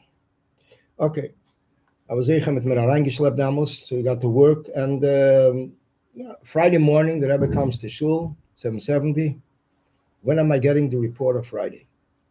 So they told the Rebbe Friday and Sunday will be together. So the Rebbe said no. Friday is this week. Every week has a different tziruf of Shem Adner, and we can't mix the tzirufin. It's a whole different. The Rebbe said, I'm waiting till Lichbench. I remember the Rebbe waited then, I'm not mistaken, till 5 to 4. Vayetze, from the shortest days. Then came the Vaila the Rebbe asked already about Mitzvah Shabbos. So Mitzvah Shabbos and Sunday together, the Rebbe says no. Mitzvah Shabbos is the Shabbos Dikar Tog, and Sunday is the Sunday day. You can't mix together. The pale Mitzvah Shabbos was over after 5, so it was a whole evening. Gave it into the Rebbe Sunday, and the Rebbe they asked the Rebbe if they should include the Rebbe's Maftechas on Tanya, Teira Eir, and Likutei Teira.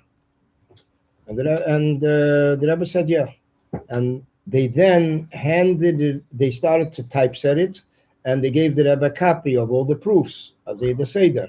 So they gave the Rebbe a copy, and the Rebbe worked on these copies, changed things which were in his own Maftechas, he changed around, and corrected other things. We're talking here about Chevra working overtime. That's a Dagdoma. And the Mela, when it came to Krishma Shalamita, some Chevra, Ibazegeven Amish, zwischen Sfiras Eimer mit Esa Sfiras, and the Rebbe caught it in time. So it was mamish like, right away he caught it, and the Rebbe separated one from another, pointed it out. The Rebbe wrote then that they should be Magia, proofread it well, with Chusad Murazokin, Tamed L'chol Echad, the Echad Bakoil. That's what the Rebbe wrote down. Then came then came the Seder. It was all typeset. The Rebbe wanted to publish it. Where are they going to publish it? No company is going to want to take it there for such a wild time. It's publishing, binding, drying, and Yutas Kivsa, which should be in already. It wasn't shaykh. Hakoponim, the Rebbe said they should publish it upstairs. And that's where they published it. They were only collected today. It's a collector's item. 250 svarim they were able to make. They don't usually make svarim, they make booklets. So they made 250 svarim. The only thing, the difference you'll see that it's the first copy, the first edition is because there's no rim on the cover of the thing. They didn't have the machines. What we heard then, the that they asked the Rebbe, they don't have enough manpower. So the Rebbe said, there's enough Chevra that are wandering around there, mobilize them. The Sefer was published. It was bound. I don't know where it was bound. Akapanim was bound, and Yutas Kislev, it was sold for $1. But we forgot a Inyan Ikri. Rabbi Chodikov asked, who's the Akdasha? Epis Geld darf man dort sagen. He's paying, and so the Rebbe said the Akdasha will be the 27 Chevra that were participated. 27 names, their name and their mother's name. How much will each one pay? How much will each one pay? $1.80. $1.80 times 27. Let's see this. Okay, Akapanim. Everybody, they send in the Rishima to the Rebbe. The Rebbe put his name in the middle by Mem. His name and his mother's name. That's it. They bolded the name. The Rebbe said they should make it regular. They put Shlita. The Rebbe took the Shlita and he pulled it on the bottom after everybody's names. And the Rebbe wrote, Al Arichas HaMafteach, Al Azrizus, the Ganze. And the Sefer came out in time. Came out Mamish, Yutas Kislev. Mamish from the boxes, I think, whatever. It was Rabbi Chodikov says, one of the biggest mavsim from the Rebbe.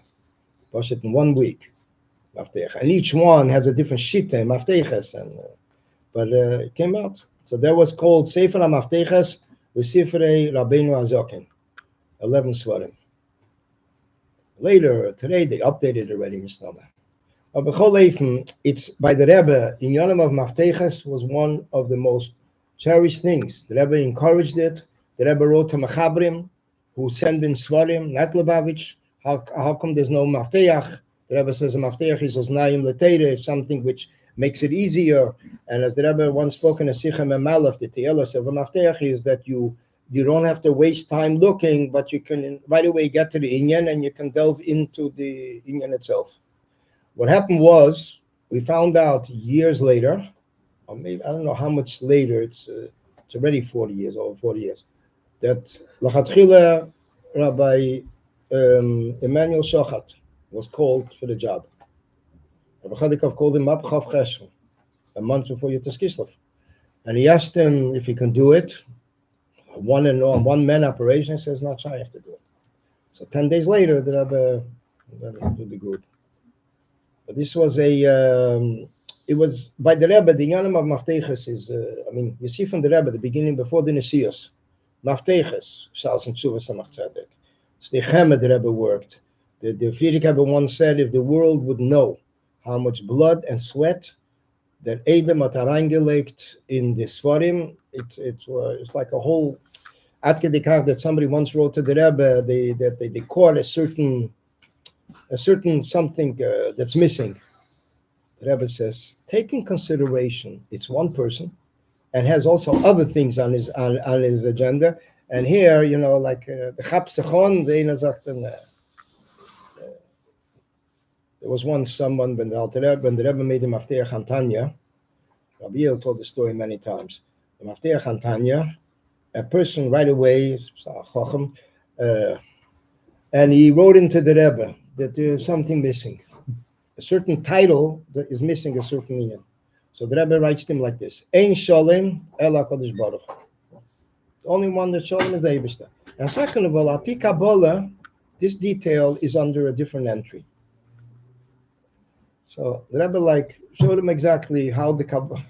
No, it's very hard to figure out. The Rebbe's Mafteches is very hard to figure out. Tanya, Yem, it's Maftech, but everyone, every person has their own shita, and therefore sometimes you can't have, like you have the Mashal Kutasichas, every 5 volumes. Another Rebbe once said, was ich suche, kann ich nicht gefunden. So what I'm looking for, I can't find. It's like everyone has their styles of Mafteches.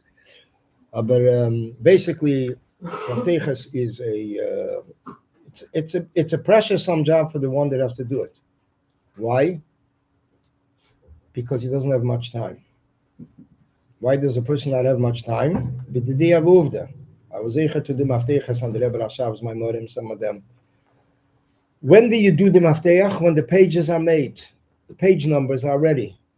When the page numbers are ready, the printer is waiting to print. And you come in the middle as a sandwich, and you have to learn through the Sefer and Le'maftechet. It's nicht kompashte Arbeit. But B'chol from the Rebbe really pushed it in everything. And the Rebbe said in Mem Aleph, the Rebbe said that whoever has a talent, it's a very interesting expression. Person has a talent, Maftechas, he should get involved in it.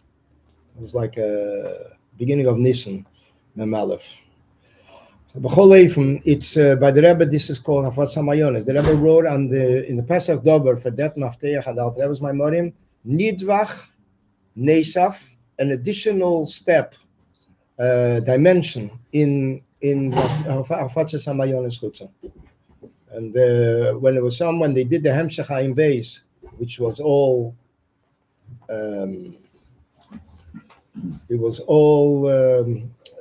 private. No, the Rebbe didn't want anybody's names on it.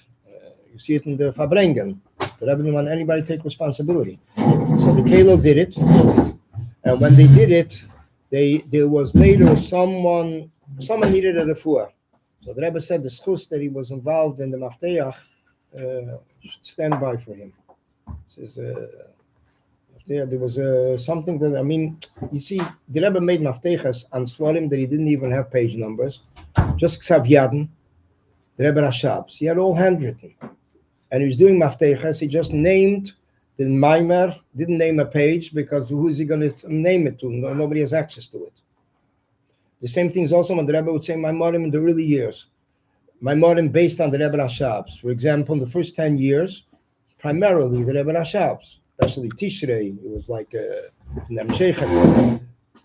it was my Maimorim, the Rebbe Rashab, that the Rebbe was learning from the Ksav Yad, from the Rebbe Rashab. And these Maimorim were later published. Most of the Maimorim, the Rebbe said, based on the Rebbe Rashab's Maimorim. And later the Rebbe published it. There's a Maimer, Vayove, Meishe B'Secha Ono. There's a Maimer, Zcher Hashem Ahoyolono. A ganze pekel of Maimorim from the first years. Not much, but it's not from the Maimorim. Every one of these Maimorim, the Rebbe published it. The Rebbe said there's a Maimer that was said earlier Shabbos, Valpi Bakoshes Rabim, it was printed. And then remember Bocherim, we were thinking like, very the Rabim. Who knows about it? Nobody had any idea what the Rebbe was a Maimer. Hat me geredet, dass the Rabim, but it was the Rebbe published then a few Maimorim, Rebbe Rashab, Alter Rebbe's Ketapuach, Vatzi Ayor, many, but it was interesting. It was a tkufa there. There's once, we're talking about a Yeshevas Beganim that we mentioned earlier, that the Rebbe said it twice, Yud Gimel and Yud Zayin. Once the Shabbos before, and once the Shabbos after. The Rebbe said then, it is a Maimer, B'derech Klal, the Rebbe says, I do not cite from where I take the Maimorim. The Rebbe says, number one, you don't have the Ksovim. You don't have the Ksovim anyway. Number two, what do you need it for? The Rebbe says, oh, but since today we were talking about Geula, and so therefore we're mentioning it from the Rebbe Rashab. And the Peyel, the Rebbe then already wanted to publish it, or maybe in Yudzayin, but it took decades. It seems like it was misplaced, and it came out in the end of the Mems. Today it's already printed in the Seder of the years, Hamazayim. But it was then he was in Würzburg and he said the Maimer. And it's interesting because the Rashab once had a conversation with the Rebbe if the Rebbe Rashab said Maimorim outside of Lubavitch. And the Rebbe said, Bechlal hat nicht gesagt, hat geschrieben. He wrote on cards, he wrote. But it's interesting because the Maimer of Würzburg seems like he said it. Because in Teres Shalom it's mashma that he said it. But B'chol Eifon, it seemed like times that he refrained from saying, but he just was just the Pashat gave over Nekudes, or he wrote for himself. But he wasn't Alderech, like when he left Lubavitch, he stopped saying the Hemshech Haim Beis. It's not outside Lubavitch, it's not Shaykh. So he stopped, but he kept on writing. He kept on writing. Boraya, when you look in the section that he wrote, he's referring to Maimorim from 2 years later. So he's still writing for himself. Chelik Shalei Nemar. And that was printed then. When the Rebbe published Ayin Beis, the Rebbe gave 3 dates. They were all published. And it was quick. and there was a big Luach Hatikon, and later they published it again in Aleph. But it was the Rebbe then said in Yutas Kislev that Rebbe said the Rebbe brought from Fesha Mishpat. That b'shas a person gets something for a pikodin, that he should keep it. The Rebbe says the Frierdiker Rebbe left. The Frierdiker Rebbe left, and he entrusted the Rebbe with it. And the Rebbe smiles, and the Rebbe says, "Al pi halacha, when you give something to someone a pikodin, and he's a Talmud Chacham." And here the Rebbe says, it doesn't matter. I can't feel like cleaner Talmud Chacham, but it's Talmud Chacham. You can suspect him that he is going to open up this for him. So Mele, Pastate said the Rebbe made copies of everything, and that's what the Rebbe has the copies from all these Maimorim.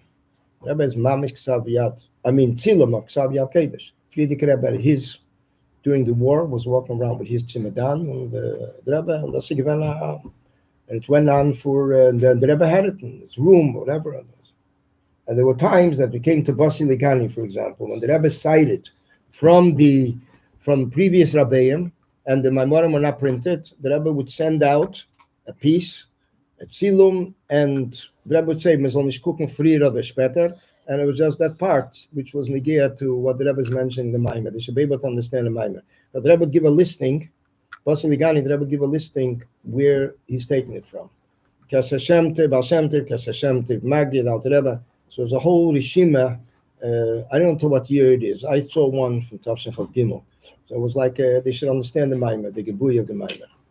That was the Basi Ligani. If it was a Shabbos, then there would be a Maimer in the daytime and a Maimer at night. What would be the difference? Not everybody paid attention to it. But there was such a thing that happened once.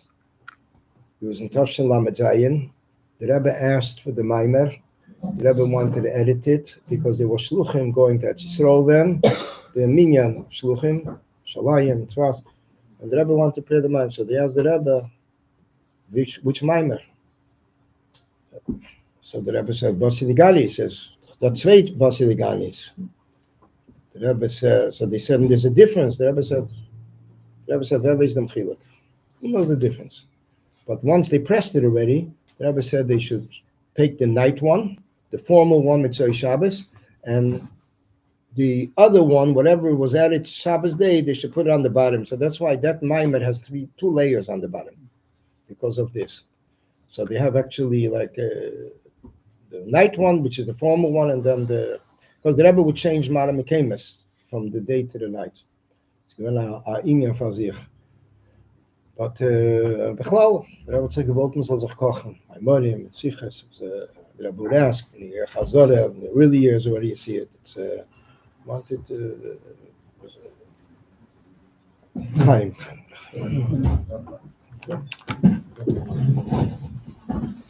I believe there's a story where the Tzaddik asked the Rebbe, the Moshe Rabbeinu said, and then the Kabbalah then he said, I can't watch that Rebbe. So when did the never explained it? Alter Rebbe was never a child. He never played around with the shaper.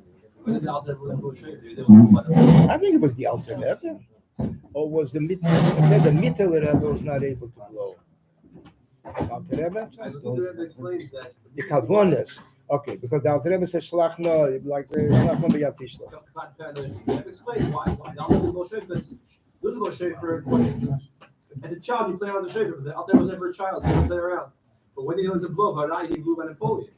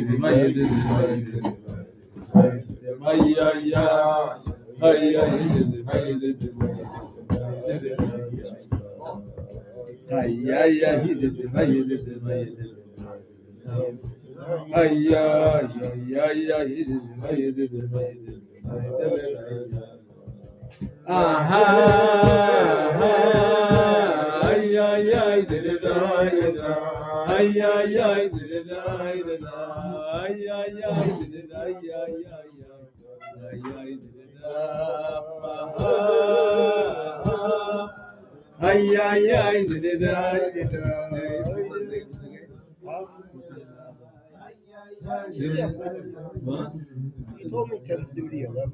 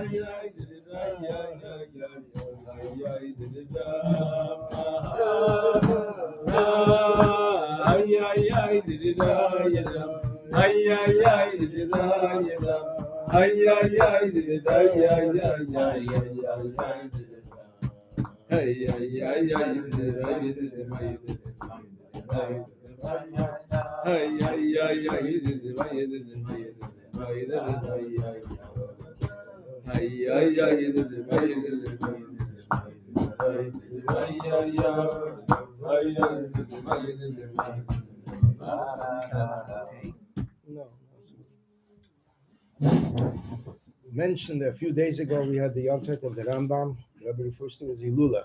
The first time we had a farbrengen from the Rebbe was Tavshem Memhei on Chof teves, which was a surprise. Not only a surprise even for the mosquitoes, because it was something that, for whatever reason, people didn't figure. But it's interesting because I had a personal experience here, and for whatever reason, if I'm given a regesh, that will be a farbrengen. But nobody knew anything before. Chof teves was Sunday. Friday, I asked one of the children of one of the maskirim if there's going to be a farbrengen Shabbos. So he told me no. I said, how do you know? Because usually when they send in mashke, if they have a farbrengen, he kept it. Otherwise, he sent it out. So he sent it out before Shabbos. So I asked him, is the Rebbe going to the Sunday? This was the half a year after we started to learn Rambam. I mean, it wasn't like blank, it's spaced out, mamish. Akoponium, he says, no. How do you know? Because when the Rebbe goes to the Eyal, it comes to Erev Shabbos. If it be Sunday, Erev Shabbos, the Rebbe would send a message to Rabbi Klinsky that it is that it's basically, he should know that he's going to the Eyal, that he should be ready. He takes along things with him, the work. Mitzvah Shabbos, he calls me up, this son of the masker, and he says to me, the Rebbe is going to the Eyal tomorrow. Sag ich, Eba will say, halt mich schon auf dem Weg. I told Chevre, es wird sein a farbrengen. It's poshet api seichel. Unless 1 and 1 is 4, but it's just it. The Pale Mamish, the Rebbe came back from the Eyal, and the Rebbe notified, says, a farbrengen. I think it was after Maidev. Now, the Elam was not ready. The Vada Masada was not ready, so we're going to have to look at Mazena's grade. And there was someone at Bachatan that came with a plate with Mazenas. How I say you do? And the Rebbe asked him, who are you? The plate is Ad Hayem in the library. It's a special thing. The Rebbe then saw that the Elam was not ready, so the Rebbe said, Bechlal, in such cases, the only one that's ready is the speaker, that he knew that it's going to be. Aber wie bald is nicht great, wird man sich aufstellen, mit warten, we'll wait till everybody settles down. There were sleeping tables, benches. In those years, we didn't have any more farbrengens after the Eyal.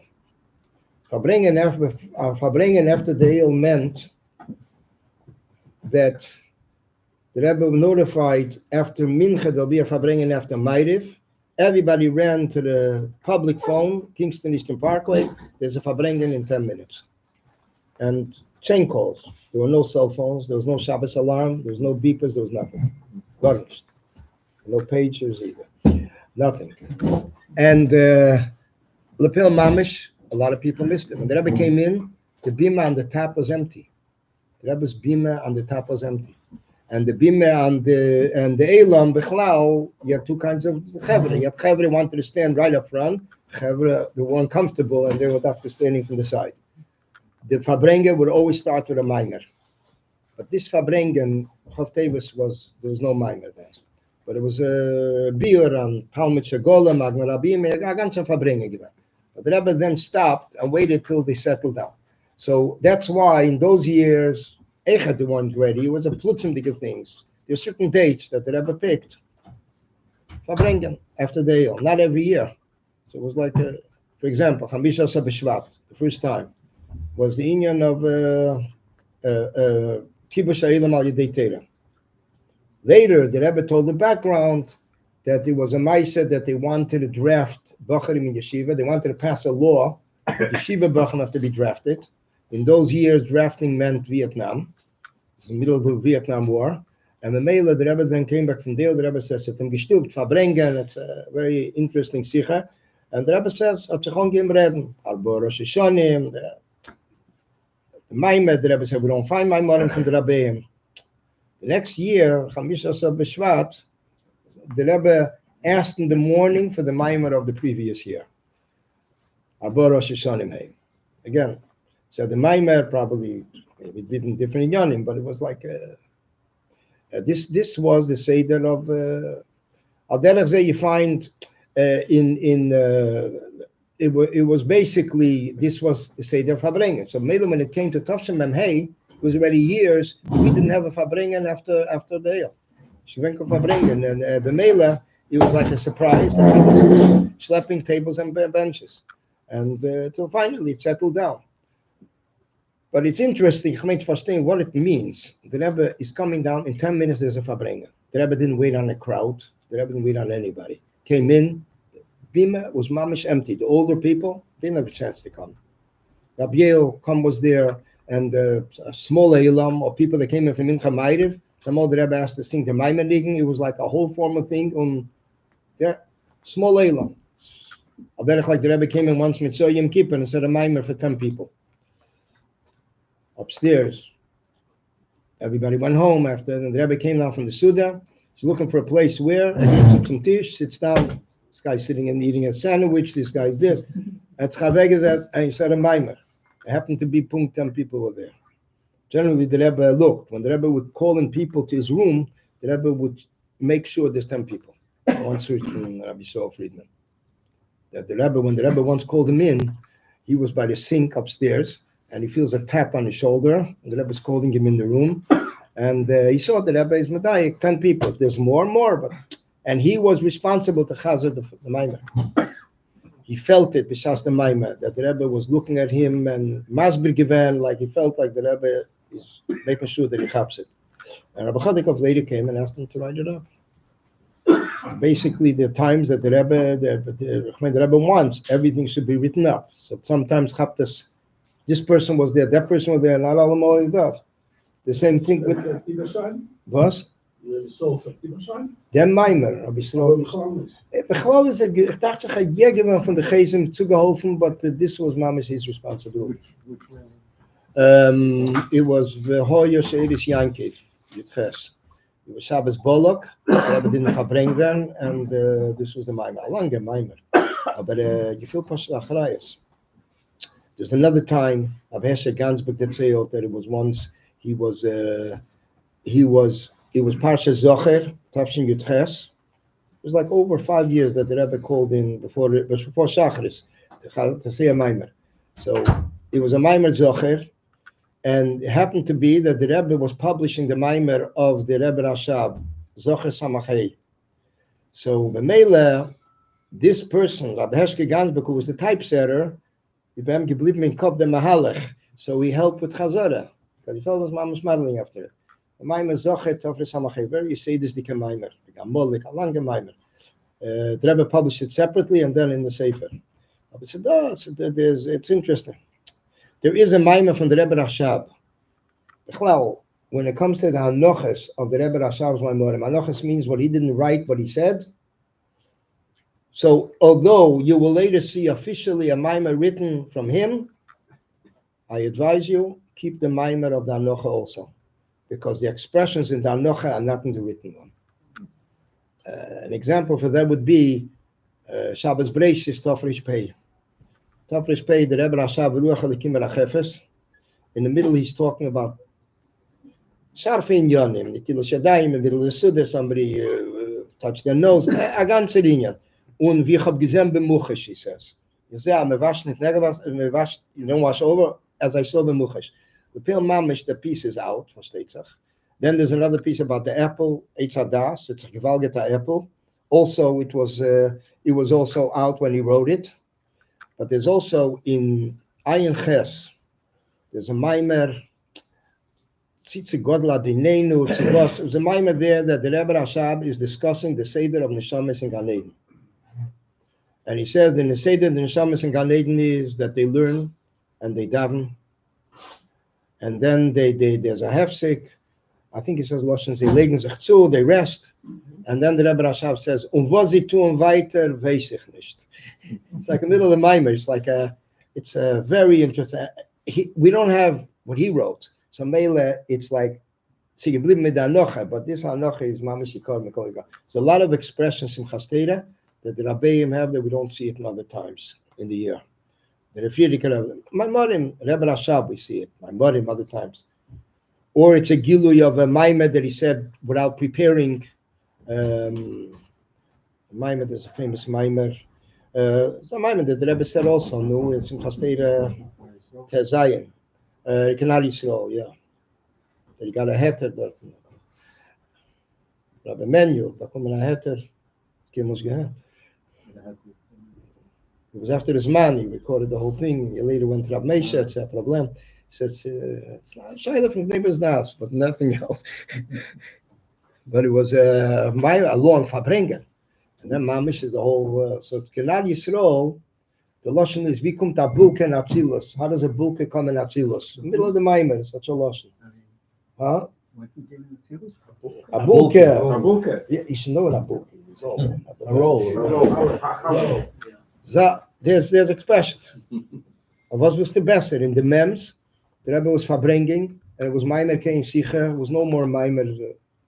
Maimer Kein Sicher. What was he talking about? In the middle of a Maimer, somebody didn't feel good. And that's all that came in to take him out. It wasn't serious. He walked him out. And mit Namo, the Rebbe says, Unes sinitokum bilbule mitzad aguf nos vet arafua shlema. The Maimer is muga. Not only muga, this piece is still in there as a bracket. Which is a pella, technically. Sometimes they take out. There was once in the middle of a Maimer, the Rebbe was mafsik in the middle. So a whole piece that's missing. People today look at it, they have no idea. It was sewn together, kileineda, kibo el krebena, and that's given the Maimer. But in the pale, it's a Maimer Chanukah Lamed missing a whole piece. The whole piece, the standing and yawning in front of the Rebbe. They know the Recheretz, the Rebbe said, I would call people to the room and make with a minyan and call them in and speak for them.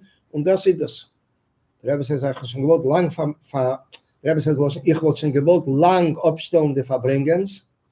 Van Shabbos mevorchim ob ich meire fahren schwer.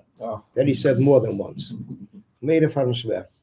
But so that whole piece, the Rebbe started a whole beer. They named him Shira Layayin. Like Geschmacker beer, stopped in the middle and like ended it. Like just that of you. Today you look at the Miami, you wouldn't even know. Today the generation looks at something that says Ches Kuf meint Chetzi Kaddish instead of Chosek Tzas. Today, that's someone. What is Ches Kuf? Chetzi Kaddish. It's the middle of a Maimer, Mr. Chetzi. It is missing something, and right now Ches Kuf, Chosek Tzas. But it was, and sometimes the Chosek Tzas, it's very hard. Sometimes it's the Rebbe. There's a connecting word, and if they miss that word, they don't know. Wie kommt ein Inyan noch ein Zweiten? It was like a Shabbos farbrengen, middle of the week, you have, you can listen in.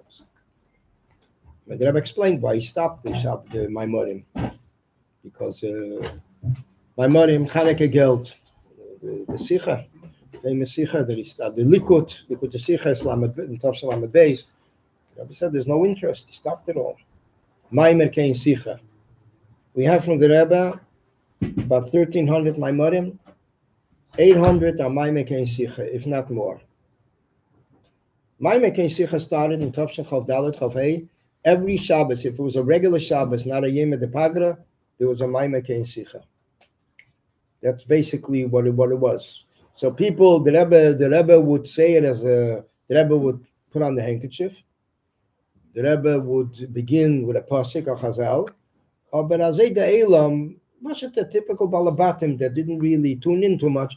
But there was another sicha. But you can know from many different ways that it was a maimer.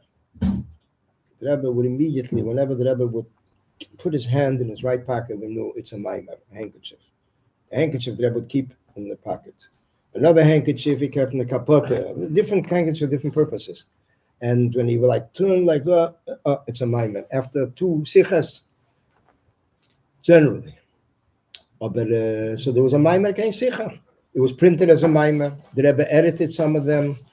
Today they're mugidik and maimorim. There's a maimer from Vayikra Lamed Beis. Vayikra Lamed Beis Adam Ki Yaakov. He was right for Beis Nissen.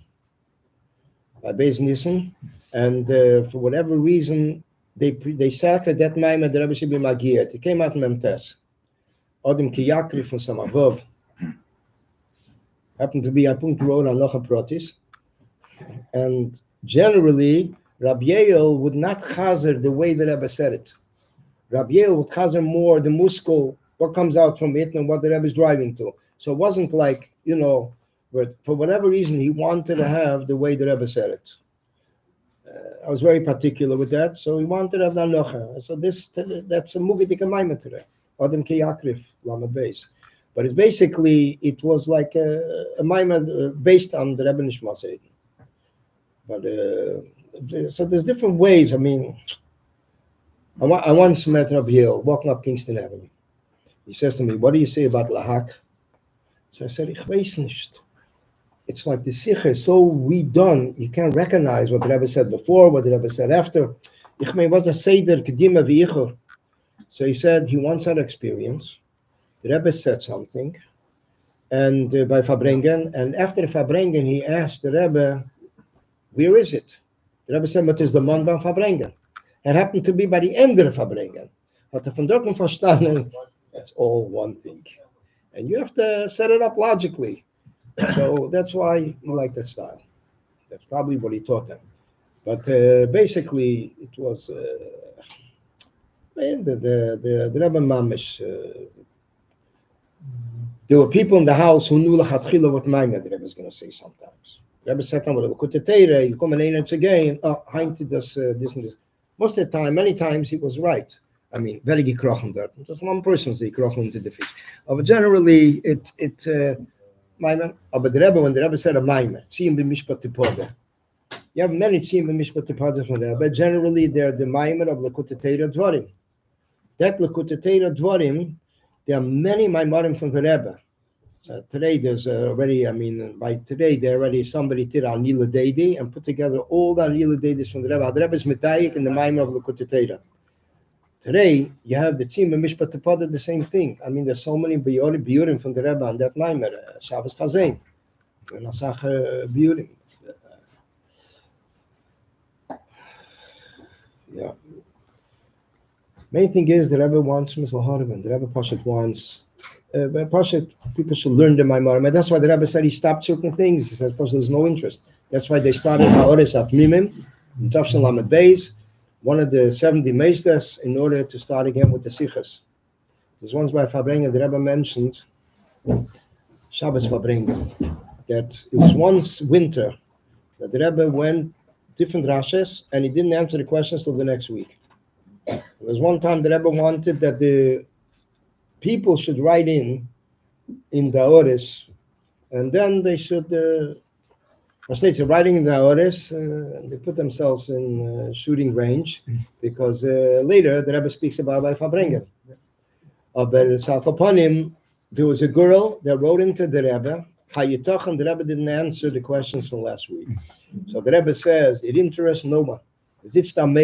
How come their questions wasn't answered? The Rebbe gave a brachas or a mashidach, it's very interesting. But talking about the Maisa of talking about the Oris, you know what I'm talking about. It's from this area. but we're talking about the orders. It's very interesting that the Rebbe once asked a question. Parsha boy, Libnei Yisrael liyachas kelev l'sheinei. Wie kommt da rein? Why doesn't Rasha mention anything? Wie kommt da rein? Was darf da sein as svara? It should be yachas kelev l'sheinei. So there were many different answers given. One person said a practical answer, and the Rebbe says, "Das is pshutish al mikra." What did he say? When it comes to a full moon, the teva is a dog barks. Here you have 600,000 people going out to Zvov Nissen. This is Rabbi Zurk in the Sefer. So the Rebbe says, "Das is pshutish al mikra." Practical. Because most of the time, the Rebbe said, the kind hat nicht gelernt in Kabbalah, he didn't learn Remes, Drush. So but many times, one year, the Rebbe asked that people should send in questions. We'll answer the questions. And sometimes you went, how many times you went through after Shabbos? And the Gute Zeiten. Went through, Shabbos was over 5:30, Vayeshev, Chafel mit Rabbeinu Tamzi, the Shingivan know them. And with Amol, Rabbi Yuni goes over to the Rebbe, and he tells the Rebbe asked him, before the Rebbe had a clock in front of him at the Weibeshul, and a watch on the table. So, and many times when it came to the Rasha, to the beer of the Rasha, the Rebbe looked at it and said, es ist schon spät, mit Mekatscher sein. So the Rebbe looks at the watch, but the Rebbe asks Rabbi Yunik, what time is it? Tells the Rebbe, it's 5:30. The Rebbe says, Mamir is 4:30. Weißt du, der Segen hat sich abgestellt. The watch stopped by the Rebbe and gone. The Rebbe went to farbrengen until after 5:30. We have Mincha, we have Meirev. So hey, me come. Die was am gewollt hat schon dort mit so ihr Lava Malcolm got that schon. But there were a few times that happened. It was Pashat felt the Rebbe a whole day. The Mamish is sitting a whole day. It's nicht eine Kosten Sache. And heimgegangen and then worked on Dan Noches. That basically was the Weiter die Kachereis. Wasn't yeah.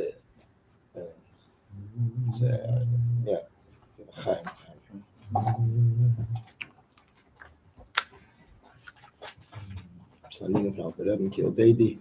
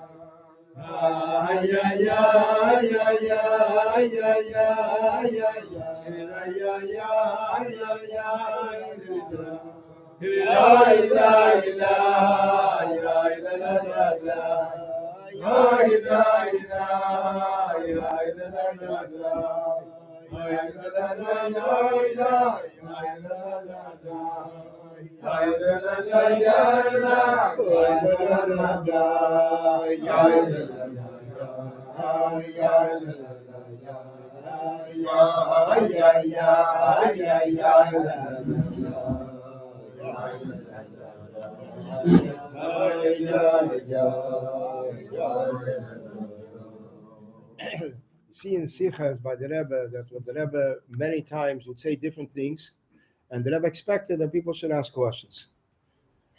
The Rebbe mentions from Hilchas Tamateda that when a Melamed wants to test his Talmidim, so he should say something which is exactly the opposite of what it says, and see if there's any questions, to see if they're alert. So the Rebbe says his mazel is that he tried it a few times and nobody responded. He's like, finished. But there were times that people wrote in.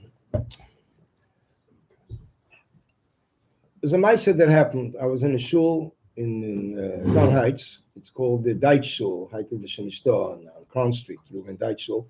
And there was one of the last, because it was the middle of the 70s, it was one of the last shuls, Mamish, from Weltische Yidden. There was a farbrengen der Shabbos, Chazer the farbrengen, Kedeshim, and then in the farbrengen the Rebbe mentioned, Vase lemigdash v'shachanti b'seicham v'omer razal b'seichel l'nemer ela b'seicham b'seich kol echad v'echad. Fine.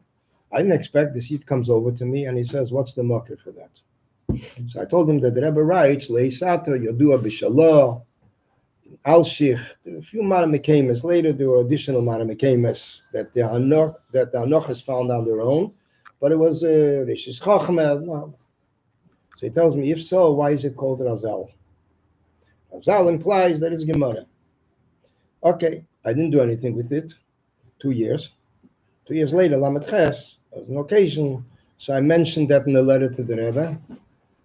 So the Rebbe writes, Ki chayev odem leimer beloshen Rabbi admur azoken l'kutetera reish parsha nosei ubekama mekemas. That a person is obligated to say the way the Alter Rebbe says it, reish parsha nosei ubekama mekemas. When you look at this inyan in the kutetera, it's very interesting. You have this word in Tereir up till the kutetera nosei, but it doesn't say the word razal.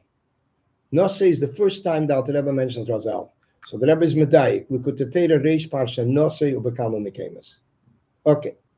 I was a Bacher then. Chavre sagen mir, nu, da fragen weiter. Why does the Alter Rebbe use that word? So Chavre, etwas darf man tun. You have to exert yourself a little. So it dawned on me somehow that the Alter Rebbe says in Hilchas Tamateda that a Rishenim and Achreinim today have a din of a Dvar Mishnah. The Mele, the Shalah, Dvar Mishnah. I wrote to the Rebbe. I asked the Rebbe, first of all, I wrote that Bechlal, the Alter Rebbe was a Shalah Yid. He davened in the Shalah Siddur many years, this is in the early years. And then in addition to that, the word from Hilchas Tamateda. So the Inyan of the Shalah, the Rebbe crossed out. And the second inyan, the Rebbe writes, Ubefrat, that the Magen Avram begins his pirush with an inyan from the Shalah. The Magen Avram begins his pirush to be machaber day and night with Teirah. So he begins with the Shalah. Vim came, Val Pizer, the Rebbe makes an arrow to Hilchas Tamatera, Haridvora Betekev the Dvar Mishnah. That's a different Dvar Mishnah.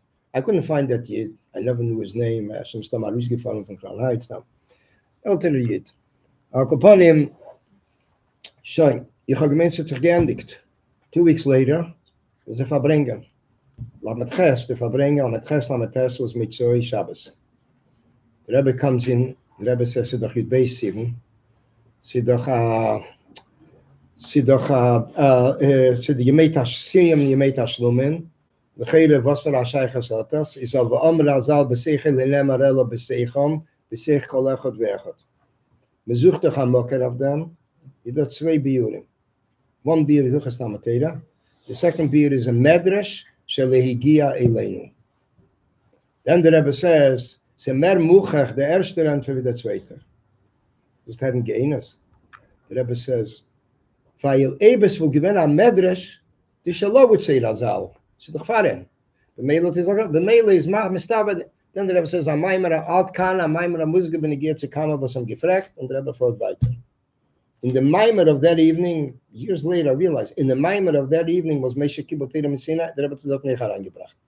Was it is geworden, die Kvan, today already it's not good to see the whole thing together. Aber bechol leifen, it comes out like, if se da Ninyan was me fragt, okay, you know, the Rebbe, the Inyan was in Juna verstandig, especially another person asked a question. Many times the Rebbe would have tiny, how you talking? We fragt the wegen Mifza, mit schon wie viel mal geredet wegen, the Rebbe says. Verste zu tun, you get all confused when somebody from outside asks you a question. The Rebbe says, we spoke with you, you should know what to answer and how to answer. It was like certain things, but that's interessant. Then, you look at Kriya Vakdusha, somebody asked that question there in early 1940s. And dort gehabt a bissel modern. I don't know who the Marechas is, ich said, also the Rebbe mamish geantwortet, al Pizer, but the Rebbe in the Marechas answers, Nimtza be'echad ma'medroshim v'ko'esi yafshel emotze. Listen, werde ich the mentor, but basically that's what it said, because somebody asked that question on the Friedrich Rebbe's Yiddish Maimorim Yilamdeinu Rabbeinu. Later it went into Maimorim Yiddish, from Akriya Vakdusha. But the word is as Alter Rebbe says Razal, and the Rebbe Mamish points directly to Nosei, which means there's the Inyan, Dafke by Nosei it starts. And Dafke Mitzoi Shabbos Nosei was also Taka Nosei. So the Rebbe right away spoke about that Lukutetera. There are Sachen that the person asks a question on Enfert, and the Rebbe knows exactly where everybody is standing. People ask questions. The Rebbe knew I was. The Rebbe knew. There were times by dollars. I'm talking about already bigger Elam. The Rebbe asked a person, "How come I didn't see you a few weeks by farbrengen, Shabbos farbrengen?" Erste Jordan, when they had that question, when the Rebbe asked someone, "Where was he?" So he told the Rebbe he had fever. Very individual. So the Rebbe said, "How do you know you had fever?" He says, "I measured." So the Rebbe says, "Wette geheißen mest." That's the measure. Put yourself into this. Another time, the Rebbe said to someone, "What does he have to lay in a cold bed? With a cold in a cold bed, let him come and warm up amongst Chassidim." It's a famous story with Zalman Yaffa. Zalman Yaffa's Hamal Yikumen to Geishim and Rebbe. We all came back to England with colds. That's all he needed to write to the Rebbe. Came back with colds. So the Rebbe says, "How you talking? You're coming to 770. I would figure you're coming back with a fever, with a special chamimos and warmth." He said, "You're coming back with a cold. It's the opposite of what." The Rebbe says, "I hope you'll never write me such news anymore."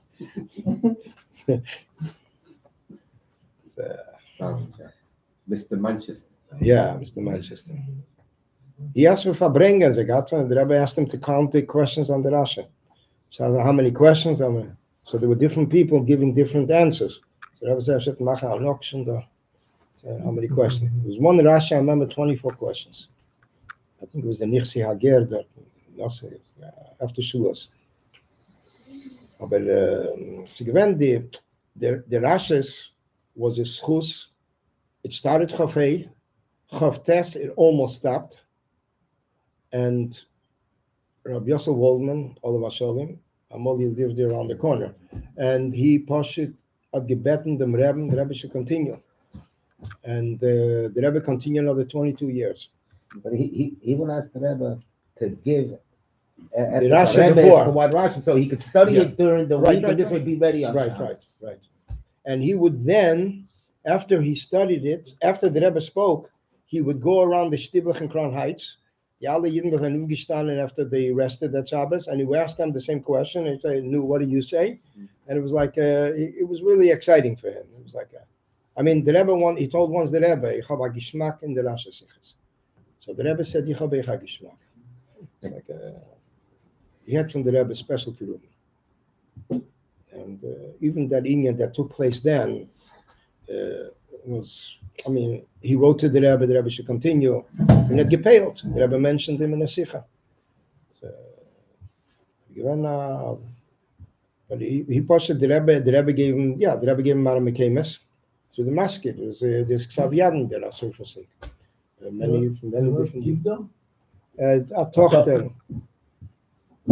A Tochter was sie mit Kassen gehabt mit der, ich weiß nicht, kommt als reden.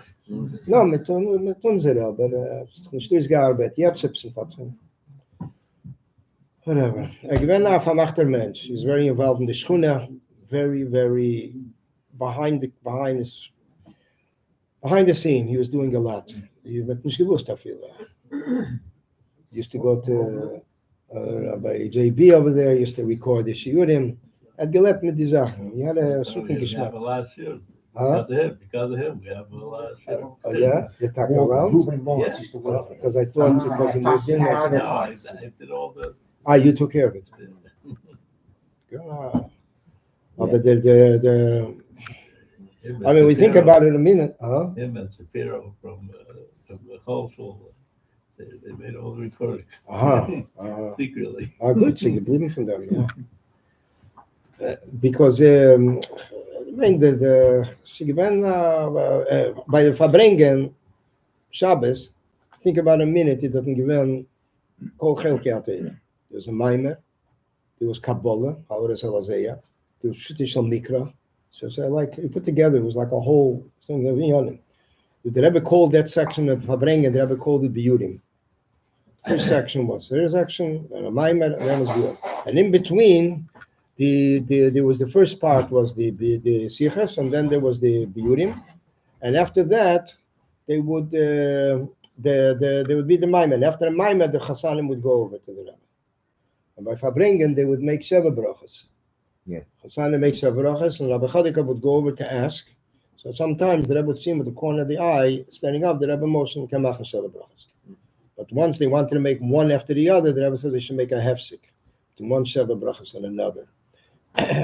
Then finally, eventually, because of the time and everything, the schedule of farbrengen, the Rebbe stopped it in the Lamed. The Rebbe said it's stuck inside. So he stopped it, and the whole inyan of going over with Mashke also stopped it. The inyan of Mashke was an inyan for itself. The Elam went over before Chasana, before Abba Mitzvah. And after the Rebbe of Mashke, they would pour in. The Rebbe would pour in, and he would say L'chaim, and then the Rebbe would say, V'baltet Shabbos, you should give out some also by the farbrengen. It shouldn't be considered preparing from Shabbos for a weekday. So there were times that the Rebbe would look at the hechsher of the mashke. There's some chevre, they like the fancy mashke. The bore mashke, the Rebbe starts looking at the bottle with the hechsher. He's looking, and Rabbi Michoel Jacobson was behind the Rebbe, and the Rebbe tells him, frag him. He asks him, he says, Beseder. So the Rebbe snaps back, trinken from the meichet, drink from it also. He says, yeah. And the Rebbe poured in, so he was, but there were times that the Rebbe, and sometimes he given a inyan that the Chevram Gedatom, the Rebbe should open up the bottle. Because sometimes, I don't know us who remembers it, how the Rebbe would sometimes string push it to open up the bottles. When I started preparing it, it was like a. Then the Rebbe said they should all drink Smyrna later. Rebbe said, they'll never bring it with Smyrna. They'll bring in Smyrna. He said, he didn't say Smyrna, he said those are Smyrna. If I remember correctly, after he'd open up the mashka, he would pour a little bit of his wine in the vodka bottle, And it would That take was on in the like, it later would take years. on like a pink color. That was in the later years. Later years, he started to mix, and he was drinking mashke and what. We had no idea what whole cost was.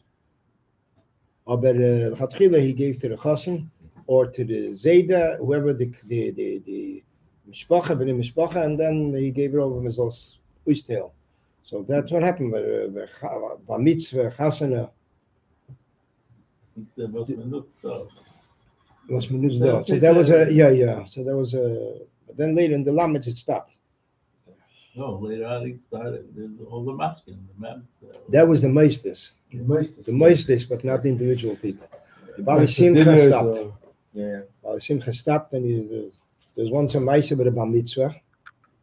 Father went over with a son, and the Rebbe said a lashon for the chasana.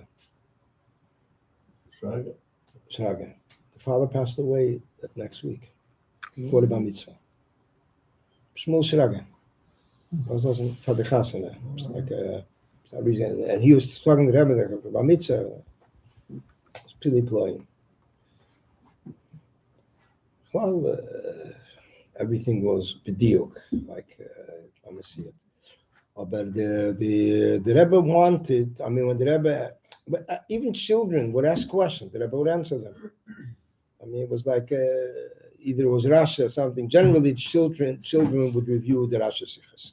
It was their union. It was like to understand Akasha Metateretz. Sometimes there were 15 questions. Like the most. But Bechal, children, remember young Bacharim, they would, just by mitzvah, they would chazad the Rasha Sichas because the Rasha Sichas Poshet was easier to relate to.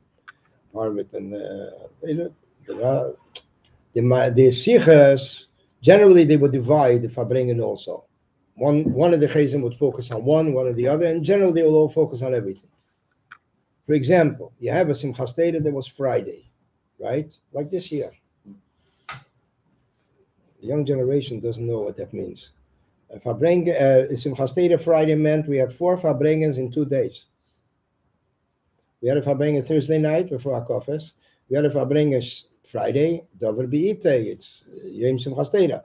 So because the Rebbe didn't make Peter's Mappe, so the farbrengen an hour or less, and then he benched. Then the farbrengen 1:30 in the afternoon, Shabbos Breishes, Shabbos Mevarchen. Then 6 o'clock, the farbrengen of Simchas Torah, the 6-hour farbrengen.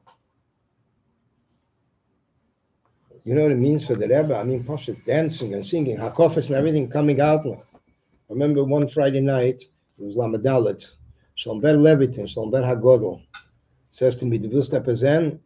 I say, okay. He says, look into the Rebbe's room. It was after Meire, Friday night. 2 farbrengens behind, another 2 coming. The Rebbe standing there learning. Sitting or learning. Wie nicht meint man. Mamish like completely oblivious, like nothing to do with anything. State 11. He had his Seder. How you look in, the window was open? The window was open. It was like a Chiddush night. The Rebbe opened the window and the shade was up. It was like Peladik. I don't know why people didn't realize it. I remember he told me then. I went over to him later, about 8-10 years ago. I don't remember the Rebbe sitting or standing. He told me then, if I guess. But I remember that Mechse. He was like I mean, they say Bechlal, I heard this word, that the Rebbetzin once said that she knows when there will be a farbrengen Shabbos. Wenn ich sehe, Mittwoch hebt sich schon ein klein mit Svarim. Rebbe has a bunch of Svarim, basically, as a great farbrengen. Because Bechlal, the siman of a farbrengen Shabbos, were many different simonim that Bocharim had. The Chatchila was Thursday night. The Rebbe would look in the Rasha. Thursday morning by Kriya, he would look into a Rasha. It would be Ma'ayin in the Rasha by Kriya. And sometimes he would turn from one to another, and not one place to another. And that's when they realized that it's not enough that Rebbe should have a Chumash Shmeis, but he should have Chamisha Chumash Torah. Because they saw that Rebbe was trying to look up other places while that's when they prepared a Chamisha Chumash Torah. Weistis, I don't know how long it lasted. The next simmer was Friday night. The Rebbe went home late. And then another simmer was when they sang by Hu Alekenu, when the Rebbe would ask to sing, which the Rebbe then was Mevatel the Inyan. They shouldn't wait for him. They should know on their own. And the last final simmer was when they did not announce Mincha, So they knew there's farbrengen. If they announced mincha, if the Rebbe waited for mincha, they knew there's no farbrengen. If they didn't announce mincha, if the Rebbe was ready to go out, the Rebbe started to walk out before he had a chance to announce mincha. And that's when we knew there's a farbrengen. There's one time a Maisa, it's told the Farbrengen that sealed the Maisa. It was once Friday night. I have a feeling it was that Friday night that the Rebbe went home 11 o'clock, Shabbos Shuvah. 11 o'clock. You have two Bacharim waiting for the Rebbe to go home. They don't make Kiddush, nothing. They wait right across from the Zal. Door was open. As soon as the Rebbe walks out, they follow. The Rebbe made a seder that there should be Bacharim escorting the Rebbe at night, in the day. So I'll call upon him. It was Friday night. The Rebbe standing on her porch, on her lawn. So was Stutzach. 11 o'clock, the Rebbe didn't come home. She meets Lipa Brennan. Lipa Brennan just came home from a Suda. He was a Bacher, and he was by a Suda, by someone. And she asked him, Sie gewinnen auf a Brengenei, Sie gewinnen a Maimer. Was tut so there? Doesn't know. He's ready after the Suda. Starts walking to 770. Well, he's walking, and the Rebbetzon's walking on the side. Well, the Rebbe comes. He disappears. She tells him, Du gehst überlos na ältere Frui auf a New Yorker Gas bei Nacht allein. Immediately he started to, says, you're going to leave an older lady alone in a New York street at night. So he started to walk at her side, and then the Rebbe came, and they start, talk with the Rebbe, and then the Rebbe went ahead, and then he waited. It was like back and forth. The Rebbe came home, and he locked the windows. That was the Seder every night. And that's even does, but it was mamish that the Rebbe didn't know what happened. It was like the Shabbos Shuvah. I have a feeling it was that time that the Rebbe went home 11 o'clock at night. The Rebbe walked, there was no maskirim there. The Rebbe walked out like from another Elam, very fatrach, the Psakuva. Elam looked at it, it was only Bacharim. But the Rebbe would wait. The Rebbetzin would not allow the Rebbe to leave the house till the two Bacharim came. And once we came to pick up the Rebbe, Shabbos Breishis, it was Lamates. First time after a year that the Rebbe came in for Tilim in the morning. And as soon as we came, we saw the shade went up and down, and the Rebbe walked out. The Rebbe made sure, and from then on, it was, every year, Shabbos morning, Shabbos afternoon, Friday night, different Bachar. The Rebbe didn't say anything to them. It's very interesting. The Rebbe, I never heard the Rebbe should say anything. And that's a Inyan that Zaytun Zayers, he does his, and finished. It was like a. You walked next to the Rebbe, behind the Rebbe? Behind the Rebbe. A distance behind the Rebbe, somewhat distance behind the Rebbe. Enough distance on Mizalzen that we're escorting, and this was Shabbos morning. The Rebbe would salute to the neighbors on the block, and then the Rebbe would turn. The Rebbe would turn on Brooklyn Avenue. So that was sagen that the Rebbe would walk not on the side of the kirch. I lived right by 706 as a bacher. We saw the Rebbe walked on that side. There were maybe times that the Rebbe crossed over when there was a big crowd there, a wedding or something, Shabbos afternoon, and the Rebbe was walking home and the Elam is following him after the farbrengen. So that's when the Rebbe crossed over by Eastern Parkway. Generally, Rebbe Chadikop would cross over, but the Rebbe himself never crossed over. Others say there was a kufa that he did, but it was two different kufas, whatever it was. The Rebbe Bechlal, Talucha night, nobody would escort the Rebbe. You know why? Because they don't belong there. Talucha night, you didn't show up. You didn't show up to the Rebbe's Ma'ariv. You didn't show up there. As the Rebbe said in the Sikha, a smart boy, he went to a close place, and Mamela, he feels he'll be able to make Kiddush earlier. So the Rebbe says his tikkun is that next time he has to go to a place which is twice as far. But the Rebbe walked himself. There was one time that the Rebbe was walking, and he saw two people talking on the lawn of Brooklyn and Union, and the Rebbe walked past it. On the corner, the Rebbe called them, and the Rebbe said, there's no Inyan in standing and talking on this property. What was going on? I'm all the walking also be by Shabbos afternoon. Shabbos afternoon after farbrengen, we would walk home with the Rebbe, or the Rebbe himself would go home about 2:30. Yeah. Shabbos afternoon, 2:30. If there was no farbrengen. Yeah, there were twice that we had a surprise. There was Mincha 2:30. Once it was Shabbos Chazain, Erev Tisha B'Av, Lamed Ches, or Tisha B'Av Nitcha, and the Rebbe asked for early Mincha, to be able to go home and come back from Maidav. The second time was when none of the mosquitoes were there. It was Lech Lecha Lamed Tes. I remember then the Rebbe walked over to the Bracharim, Mekamach Aminya from Mincha. They were all shaken up. The Rebbe's chair, and the Rebbe walked in. I think the Rebbe sat on a bench. The Rebbe gave a yashakeach, called Rabbi Yoman Klein. There should be somebody there to maskirim. He was the gabbai by Kriya Satera. And then the Rebbe went home. So the people, when they announced Mincha 4 o'clock, it was already after Mincha because the Rebbe decided to do it. So many people would not go home till the Rebbe went home. Bacharim didn't go home till the Rebbe went home. And Bacharim would sit and wait. But the two Chevra, they were mamish responsible. The Rebbe walks out, they walk out. There was one time that there was a slippery mice. Moshe was there. But Moshe Klein, he told us this story. Moshe Klein, you're talking about 50 years ago. Slipping, and the people want Sigmund Merer on Brooklyn Avenue or something. Then there was someone that saw the Rebbe and was walking mamish very slow.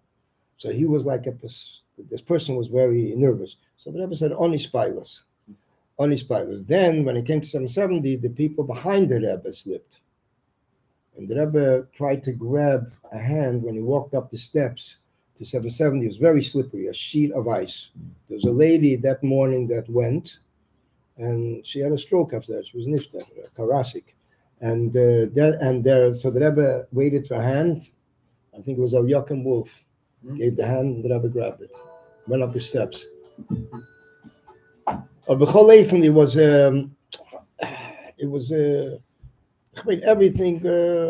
He brought down an episode from not the Optera. After about what?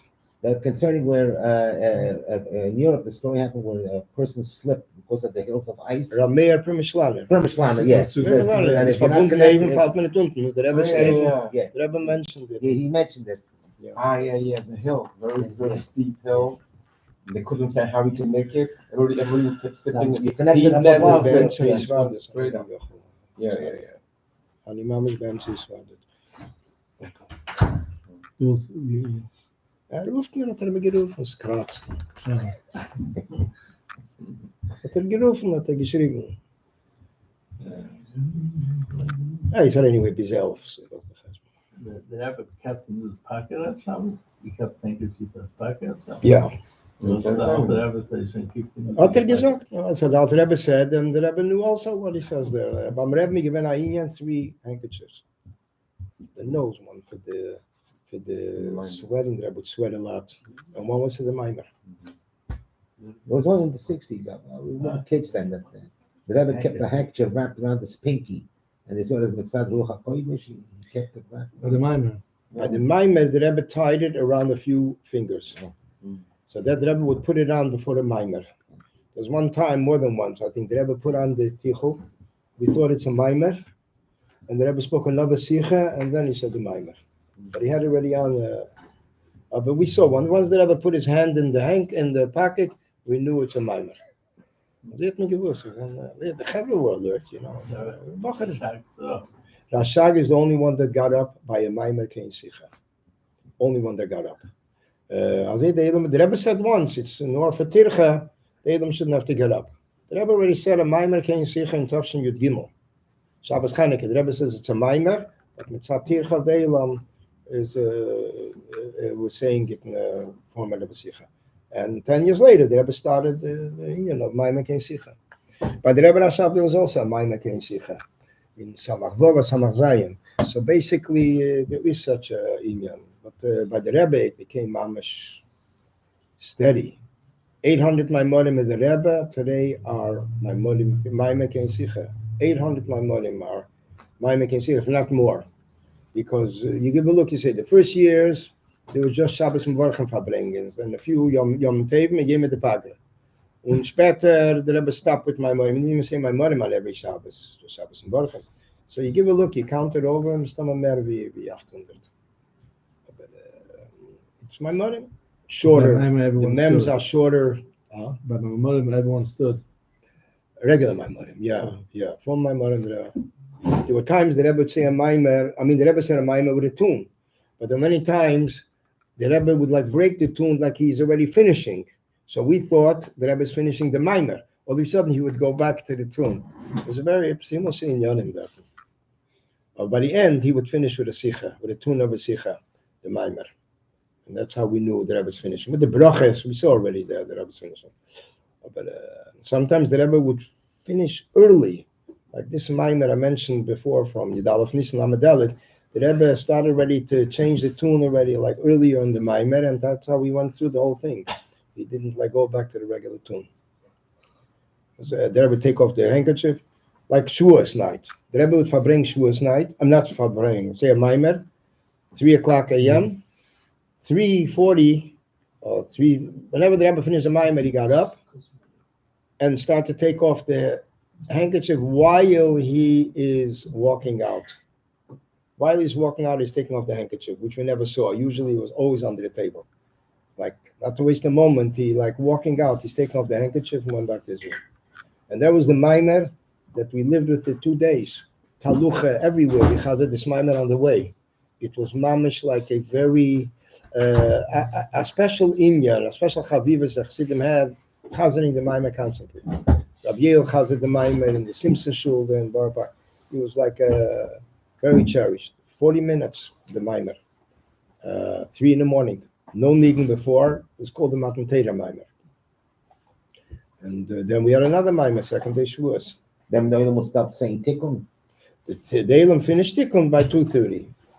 And if you don't have any conversations, you can go very smooth. It just depends, what do you want to push in the middle. You ever said in his room? Yeah, in his room. And he would come in 3:00 morning. Everybody would stand by the table. I don't remember if there were even benches there. Downstairs. Downstairs. It would be, I don't remember if there were benches. And everybody stood mamish, facing the Rebbe. It was again the maimer. I was there the last 3 years. Chof Ches, Chof Tes Lamed. The nigga also. No nigun. When there was only a maimer, there was no nigun. In the room, there was no nigun. The Rebbe would start right away with the maimer. Once the door was closed, finished. You couldn't get it. The Rebbe started the maimer, and that was it. Whatever it took, it was 8 in the morning. After 8, and say the Chassidus. Then there were different stories by the Rebbe.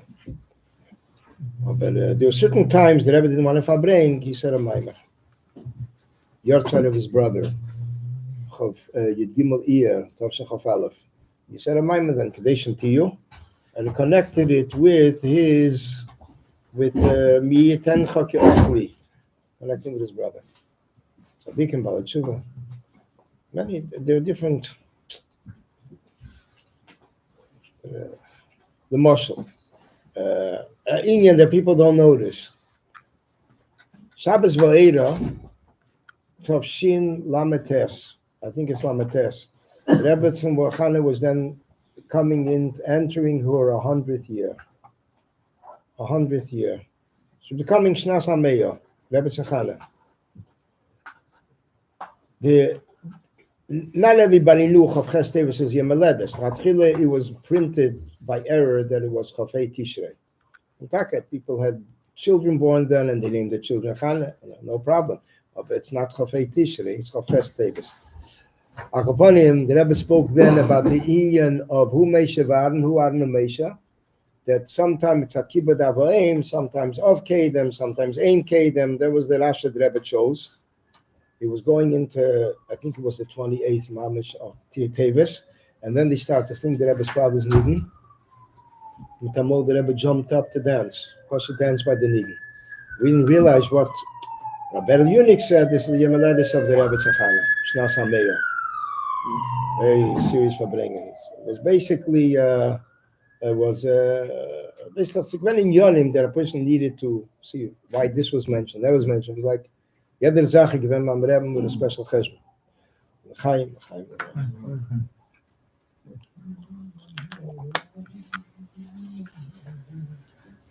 The Sefer Torah Tamima, the one that brings down all the Yeah. Gemaras. The Rebbe would, I mean, The Rebbe used but it. farbrengen, I The Rebbe used it. The Rabbeim used it. It is told a story about a certain. There's a Maisa that somebody once asked the Rebbe. He was bringing Svarim, and he asked the Rebbe that he hears that the Rebbe is using it, although Lav Davke he was so with Chassidus. So he tells the Rebbe that he heard the Rebbe Rashab used it, the Friedrich or something. So the Rebbe says, "Noch machen is a geringe Sache. To copy something is easy." Because he used it. There was but the Rebbe used it for whatever reason. It was a mazel, the Torah Tamima, that the Rebbe used it. Not by farbrengen. Yeah, by Moreh Chazal, not by farbrengen, but by Kriyas HaTorah. Yeah, there's a whole record. Moreh Chazal that he has. So there's certain svarim. And he's in the parsha. What? And he's medayik in the parsha. That's what it is. Right, so the Fashidir in Yorim, the Rebbe, like the Rebbe said in Memtes, they should learn Chumash with the Chazal. Vayak, Truma, Tetzaveh, which over there, it's easier. You have the Maimonides Chazal cited on the bottom. The point is that he brings down the Gemara related to each. Right.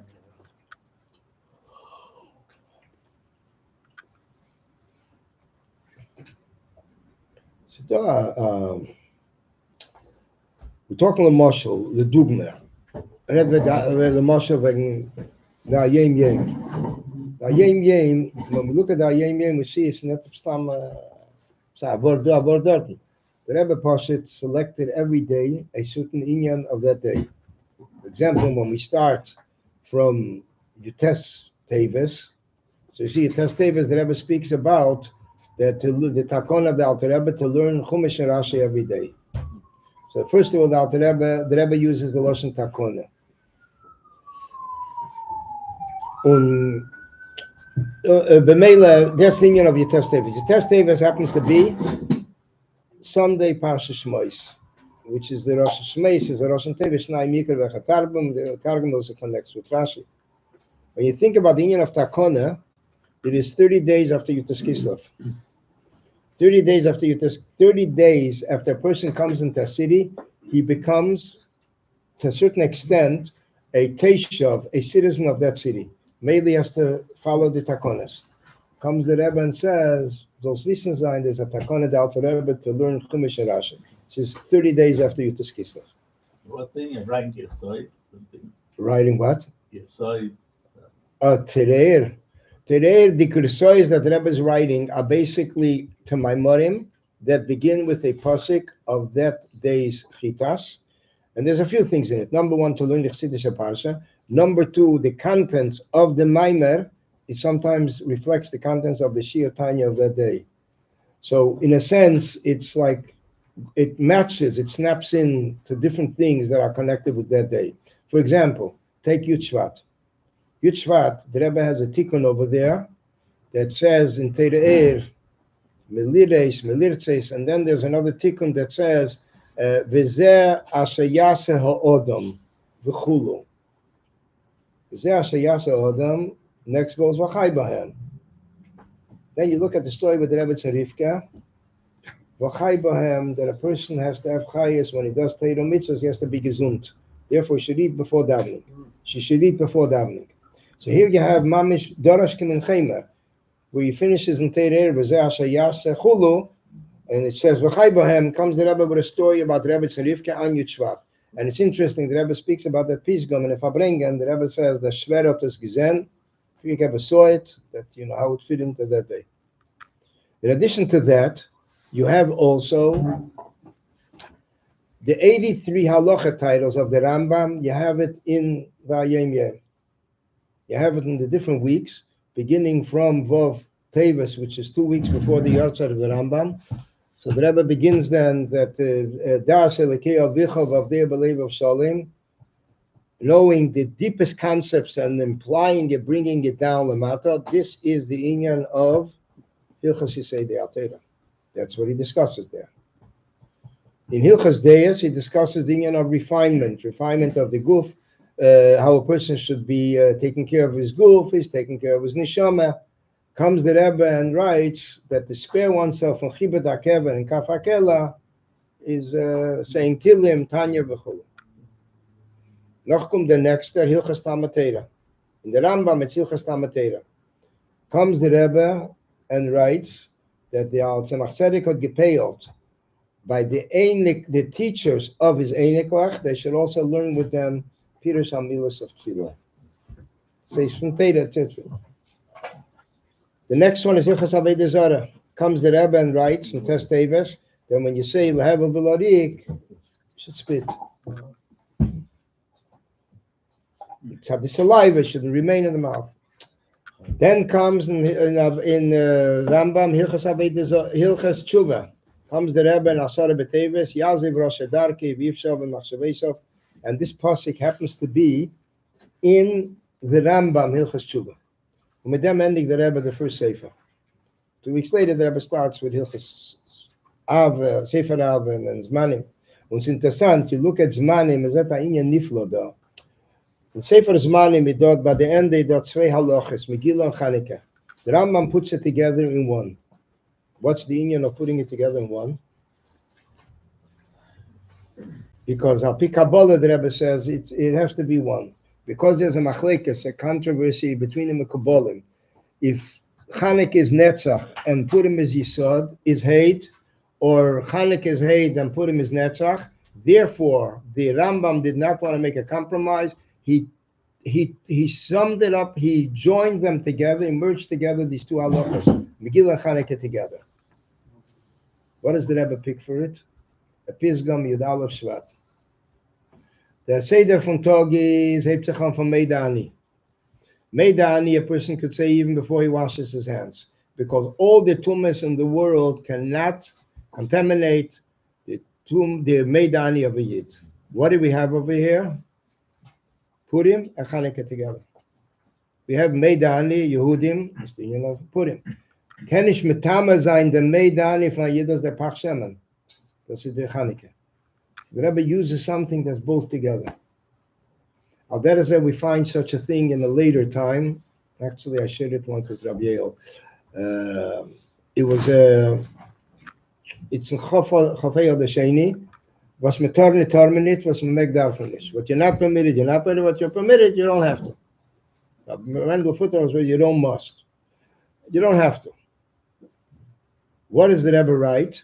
It took 3-4 years till we brought it down in our lifestyle. The halachas that refer there, like this cheshbon, is Hilchas Orla and Neter Revoy. Orla is 3 years, Neter Revoy is 4 years. Orla is what you're not supposed to do, you're not supposed to do. And what you are supposed to do, also you don't must to do. You don't have to. So Mela, it's basically 3, 4, and that's the Orla is 3 years, Neter Revoy is 4 years. Says, and that's how we brought it down in our lifestyle.